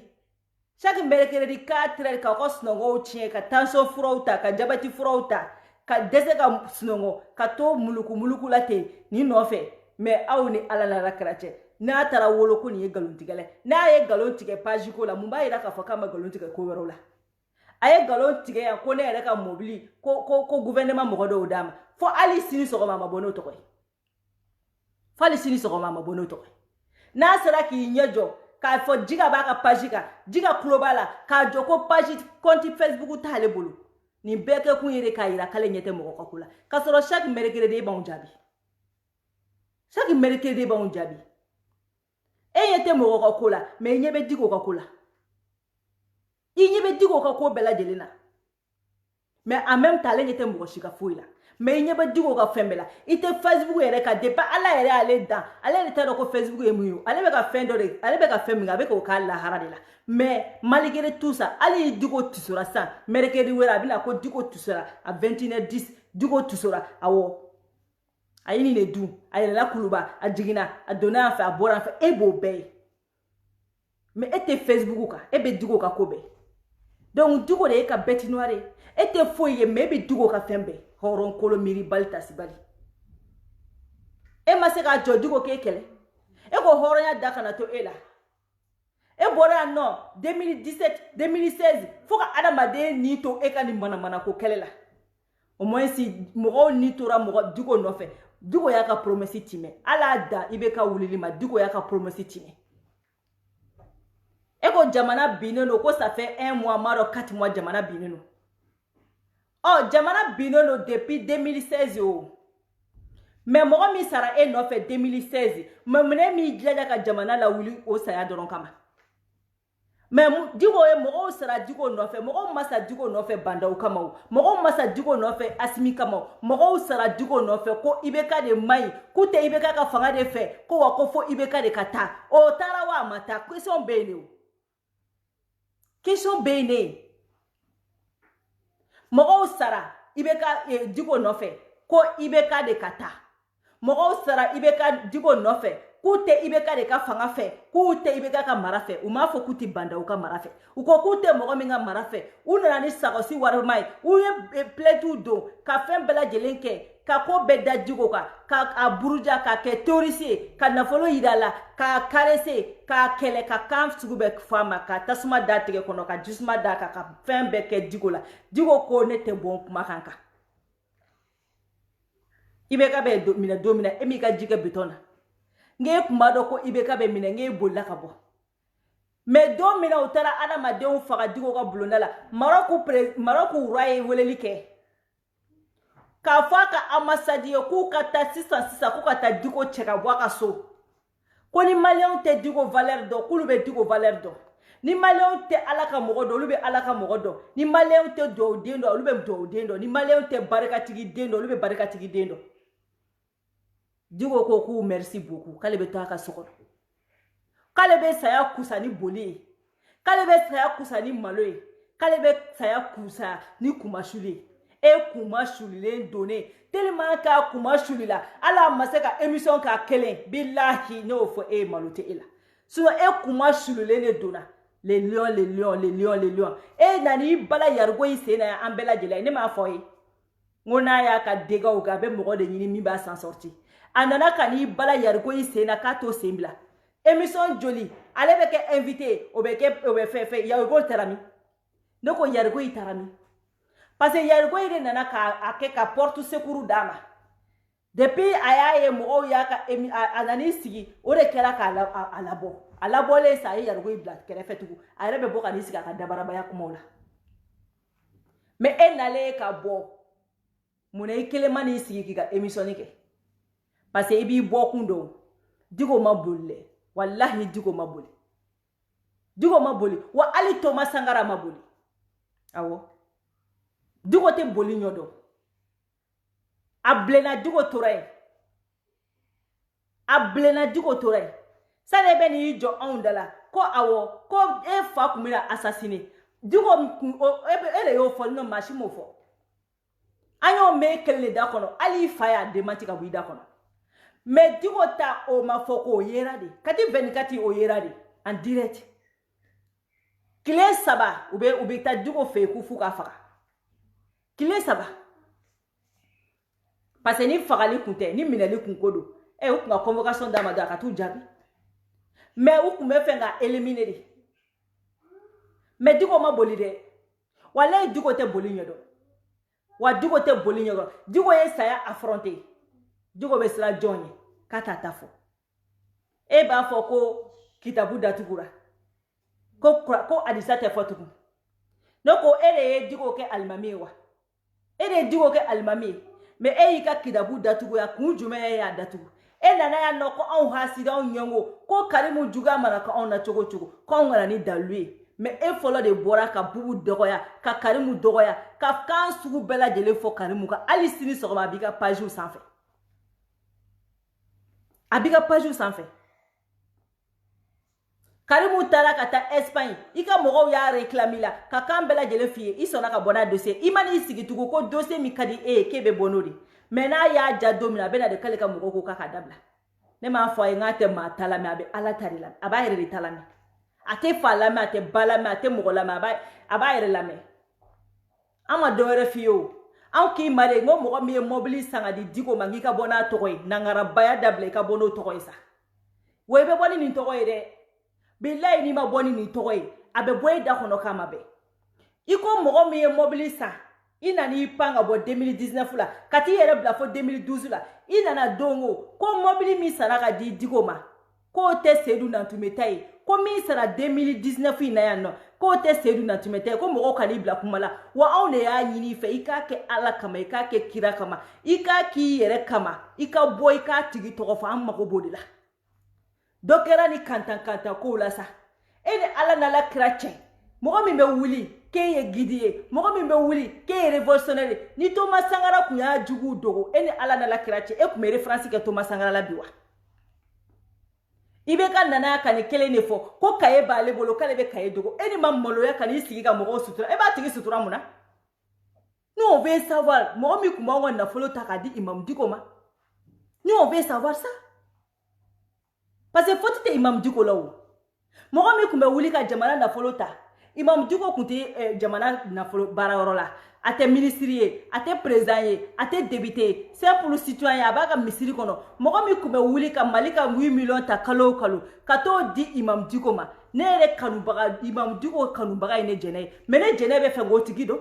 parce que ni Imam Diko komi Imam Diko ko temble alors Imam Diko ko no tigite jelable oh abisa kata mogo wala solo ka nga jamana nafolo ta ka do fenema nous on veut savoir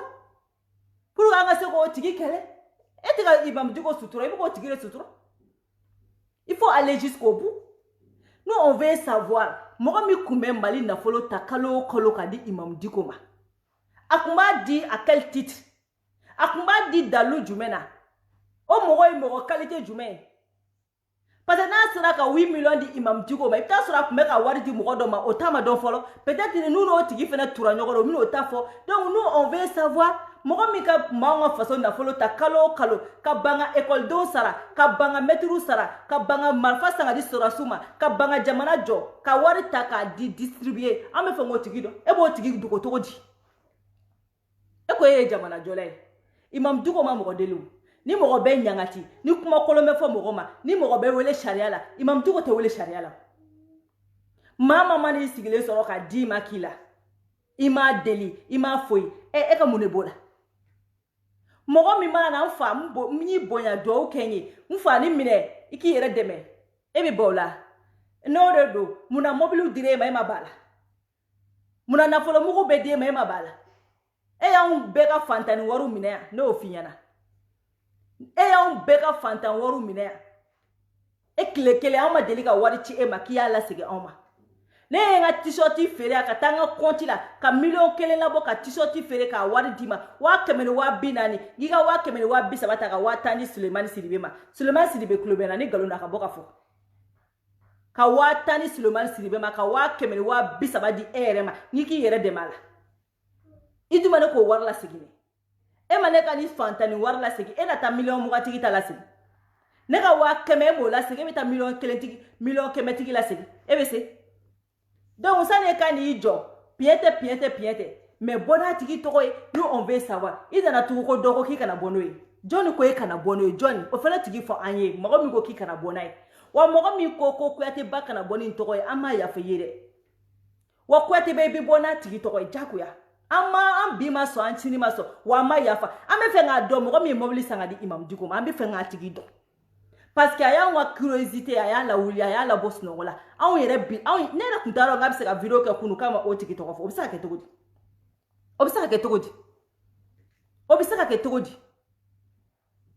ebisa ka na togodi ka to galon tigela o menal itari pantou ki bla fo 2012 la itari pantou ki bla 2012 la ko aya sa no togodi aw ni ala na la kirati wa yere ka mogo bi kla kan yoro tige kan olubla ni nunu ti mishuye ni nunu ti bagan ye nunu e mogo jume alu tu malo la kodo ko mogo do ya le wele kale ko bla wa awne ko ya atibla ni ya bla wallahi nyogona mogo la ngolo ma wolo dipe ala dugu koloda kana bla de wa an malien do on be fe nga do mogo mi kume 8 millions di Imam Diko ma kele on be fe nga do Imam Diko ka ve wuti ibe bona tigi to koy billahi ni ma bona tigi to koy sinani kubede ikuti daya o mana ko dokoro la tisa ni ma boko dobe ni fa assassiner ibe boko ni kera en fait dokoro mana ko la menale anga ni bla kuma la ni ma kuma ala kana hereki ni ma kuma ete kuma muna ete ka klenga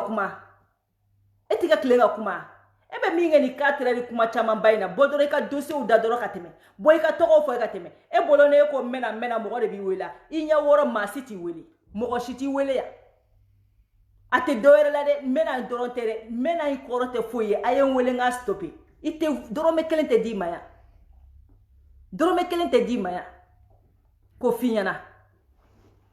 donc mes vidéos video jayana 35 mes vidéos joya dani fene ko ka be do direct kono mes vidéos daya pour que dani fene ka se ka direct ke mais me fenga mi fo doron konti Facebook be ko ate ba bolo diga watara yere ya créer ka dama donc o b'a yira k'a fɔ ko Kuyate ba ɲɔgɔnna nkalontigɛla ma wolo diɲɛ kɔnɔ ni e sera ka nkalon tigɛ compte Facebook dɔrɔn nɔfɛ ka nkalon tigɛ o yɛrɛ explication yɛrɛ nafa jumɛn b'a la a quel rapport i ye Bubula na i y'o kɛ e b'a fɔ ko Bubula kun k'e wele aw de m'a fɔ k'anw ye bɛɛ dɔgɔya a yɛrɛ y'a fɔ o kuma in kɔnɔ n k'a ye réseau tɛ ka sɔn o de bɛ ka mɔnɛ donna su in na mais prochaine fois ni me vocal j'ai me téléphone nga iPhone ne ta me direct ke nodi kanga Samsung nge ka vocal j'ai parce que o de réseau kay souvent ku me ko ba ko da kambi mais nga réseau be ka beke ndela sa ya ka vidéo be je ka décortiquer e ko ke Bubula ke vice président ko Bubula mane ye kokolo na ka be wele je kokolo ngela de je kokolo ngela de ni ala na la krachi je kokolo ngela de ko di Bubula ya le kokolo la ko ba le wele ah mogo mi me mogo guide o be kokolo nke ama fo o ya ayre dabe bona ayre kelengele one par one ayre dago kai aidara goshi ayre dago kai shwala goshi o ma bon dare ni bi do den kela be ketani ni ye do den kel ala baw lebu tane die dongodo ayre mana sigi ka ayre lebu boroto die be kai ko way kale aidara goshi domina ko Bubula ya le wele kale shwala goshi domina ko Bubula ya le wele mogo jumene turani mali dugu ko loka kema mi goshi mogo bala mogo bewa a mogo be ibe ka nana domina ka be fenke ibe ka nana domina ka be gitron da tamani mogo mi wulla ka keleke etewa ene ma fo ko gitron te da tamani aidara yi e bolo ko bora aidara ka mogo kona ngore sababu yala ni solo jara bora ki goshi an beka bo solo kama ka solo dogoya eno aidara ko kele o dogora mogola itali siga aidara ka salon no glomi kan formna o digra aidara ka mogola itali jo maltel dala ka mi fo aidara ma ko ni aidara ka ke slameti ko ka boko ka kuma ko dokera mure be ma mi fo mogoma ni kala mogo kumara nu ma kuma fena ku ma kuma nu kumara ku ka do misiri kono nu tora misiri kono fena ku ka bo eni ala na da kirache ne keme sabade be eda kono aidara tora ka misiri kono iko ko fo ka bo itali jo maltel dala ko malen do me ka tonyo ko dono dugu jara ko ka bo ko ka kuma te ko do de kera ko se ka fo kale kira mode ko mo be ka toyo nyana ko ka bo iya damne ni aidara yeti antoro aidara ko kelela ka ambe nyama chiga ke aidara ka ala ne ko mana ko ambe ka bo ka fauli aidara la ka fauli aidara na ka jekulula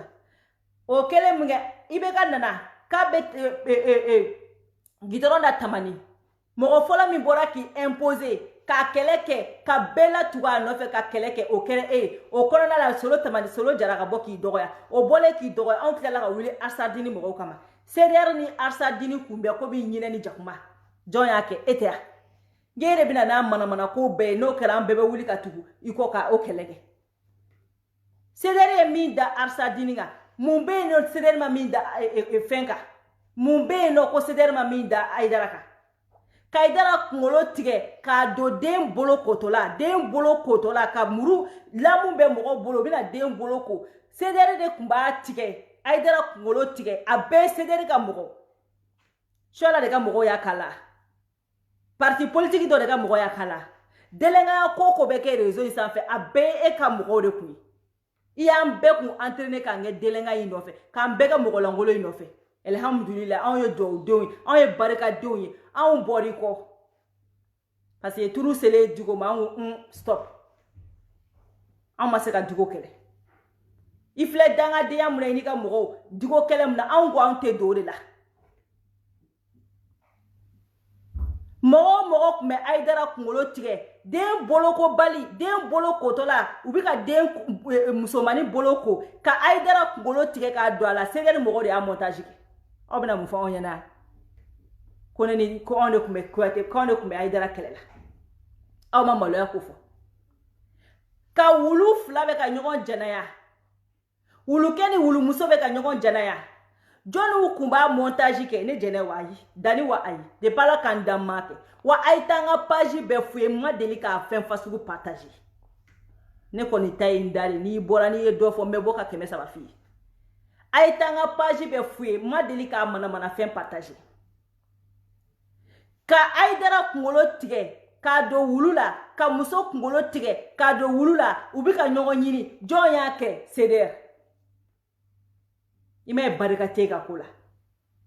jɔn y'a kɛ CDR denmisɛnnin ninnu minnu filɛ nin y'i bolo dɛlɛnganya ninnu dɛlɛngan minnu filɛ olu de tun b'a tigɛ tigɛ k'a bila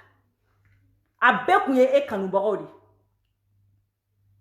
cɛ dalen don Vangilatɛri b'a ka fifa a julankolo fifa jɔn kun bɛ Ayidara kunkolo tigɛ k'a don a la jɔn kun bɛ IBK kunkolo tigɛ k'a don a la CDR de kun bɛ nin montage bɛɛ kɛ ka IBK kunkolo tigɛ cɛ dalen don Vangilatɛri bɛ ka fifa a julankolo fifa CDR de kun b'a kɛ jɔn kun b'a kɛ CDR tɛ y'a bɛna mun de fɔ maliyɛndenw ye aw ye dɛlɛnganya ko minnu kɛ aw bɛna bili k'aw b'aw ka image ko k'a jɛ est-ce que Kouyaté ba delila ka vidéo kelen kɛ a ko k'a tɛ Facebook kan galonfi e tɛ Facebook kan don min na Mali sɔrɔdasiw fagara fagatogo jugu bɛɛ lajɛlen na i bɔra ka vidéo kɛ a don i ko maliyɛndenw ma k'i b'a ɲini bɛɛ lajɛlen fɛ ko image minnu bɛ ka tɛmɛ compte bugu sanfɛ ko image ninnu k'a maɲi ko mɔgɔw kana publier e y'o dɔn cogo di ni compte Facebook t'e bolo e y'o dɔn cogo di ni e tɛ réseau sanfɛ e y'o dɔn cogo di mais a ye nin bɛɛ ye a ye nin image bɛɛ ye a ye taara ka mɔgɔw taara yira la bɛɛ lajɛlen image yira la k'a ka fɔ a ka mɔgɔw ka sabali u ka nin i sera ka kɛ a e sera ka i y'a fɔ i delila ka vidéo kelen kɛ i ye vidéo kɛ ko sɔrɔdasiw su kana bila réseau sanfɛ i ye vidéo kɛ ko sɔrɔdasiw ka image kolon kana bila Facebook sanfɛ mais i tile kelen ma deli ka vidéo kɛ k'a fɔ ko aw bɛ ka min kɛ c'est vrai an ka mɔgɔw an b'u critiquer an ka mɔgɔ bɔ an b'u critiquer an b'a essayer k'u bila droit de chemin kan mais o kɛ ka maa o maa bɛ ne Kouyaté ba kɔ aw si kana mɔgɔba mɔgɔkɔrɔba maa si janfalen don mɔgɔ mɔgɔ bɛ wele ko karamɔgɔ aw kana si kunkolo tigɛ ka don wulu la aw kana si kunkolo tigɛ ka don den bolokolen la aw kana si kunkolo tigɛ ka kɛ manamana ko ye a y'a bɛɛ fɛ a y'a cɔn ka dɔ bloquer a y'a ye k'a kɛ u y'o dangadenya waleya in kɛ yan fo ka sɛgɛn o la a ye delila ka y'a la ka vidéo kelen kɔnɔ k'a y'a fɔ a ka vidéo kelen kɔnɔ ko denmisɛnninw kana ni manamana ko kɛ mais anw ni Malika famille ka kɛlɛ la yan i ko k'i tɛ Facebook kan anw ni Malika famille ka kɛlɛ la yan i y'a fɔ i ka vidéo dɔ kɔnɔ ko coronavirus nalen don ko bi ko wagati in tɛ kɛlɛko ye a ye taa Segu Sako ka page kan aw bɛ taa tigɛlen bilalen sɔrɔ ko ni wagati in tɛ kɛlɛkɛ wagati ye ko an bɛɛ k'an ka force fara ɲɔgɔn kan ko ka coronavirus kɛlɛ kɛ ko don dɔ kɛra k'an ka kɛlɛba in jɔ fɔlɔ mais e tɛ Facebook kan e y'a dɔn cogo di ko ni Malika famille bɛ ɲɔgɔn na e y'o dɔn cogo di mais i ka denmisɛnninw ye nin impoliya ni marabaliya in kɛ diɲɛ mɔgɔ bɛɛ lajɛlen na Mali mɔgɔba bɛɛ lajɛlen na i tile kelen u ma fɛn kɛ mais n'i ye bandaw ye n'i ye Diko ta ye don o don n'i ma bɔ k'aw ka Kouyaté ba bilen aw ka fɔ ma ko tu n'i ye Diko ta ye don o don k'aw ye nin kɛ Diko la ou bɛ ka nin kɛ bandaw la ou bɛ ka nin kɛ Asimu na mais Asimu a y'aw jɔ o jɔyɔrɔ la sa don dɔ sera ten sa a y'aw jɔ o jɔyɔrɔ la nin denlankolon in ka bɔ an dala manamanakan fɔ la jamana in tɛ se ka jɔ ka nin to a ka manamanakan fɔ la bandaw Asimi a y'aw jɔ o jɔyɔrɔ la dɔ kɛra a y'aw jɔ o jɔyɔrɔ la dɔ kɛra ni katakata ko la a y'aw jɔ o jɔyɔrɔ la trop c'est trop jamana tɛ se ka jɔ ka nin to a ka nin denlankolonya kumaw ni nin kiritigi fu la galontigɛ fu ni pɛrɛn-pɛrɛnw ni mɔgɔ dɔgɔya fu la a y'aw jɔ o jɔyɔrɔ la franchement don dɔ kɛra ten a y'aw jɔ o jɔyɔrɔ la donc su kora n bɛ vidéo jɔ parce que voilà n bɛ vidéo jɔ tan quoi mais n'Ala sɔnna ma n bɛ a makɔnɔ mercredi wɛrɛ n'a bɔra k'a ka kuntan k'a fɔ Imam Diko ma a b'an dafalen sɔrɔ a ɲɛ wa don dɔ sera bandaw don dɔ sera Asimi a y'aw jɔ o jɔyɔrɔ la a ka nin manamana ko ninnu a ka dabila an ka jamana kɔnɔ manamana ko ka dabila an ka jamana kɔnɔ ni manamana ko ka dabila an ka jamana kɔnɔ dɔ kɛra ten voilà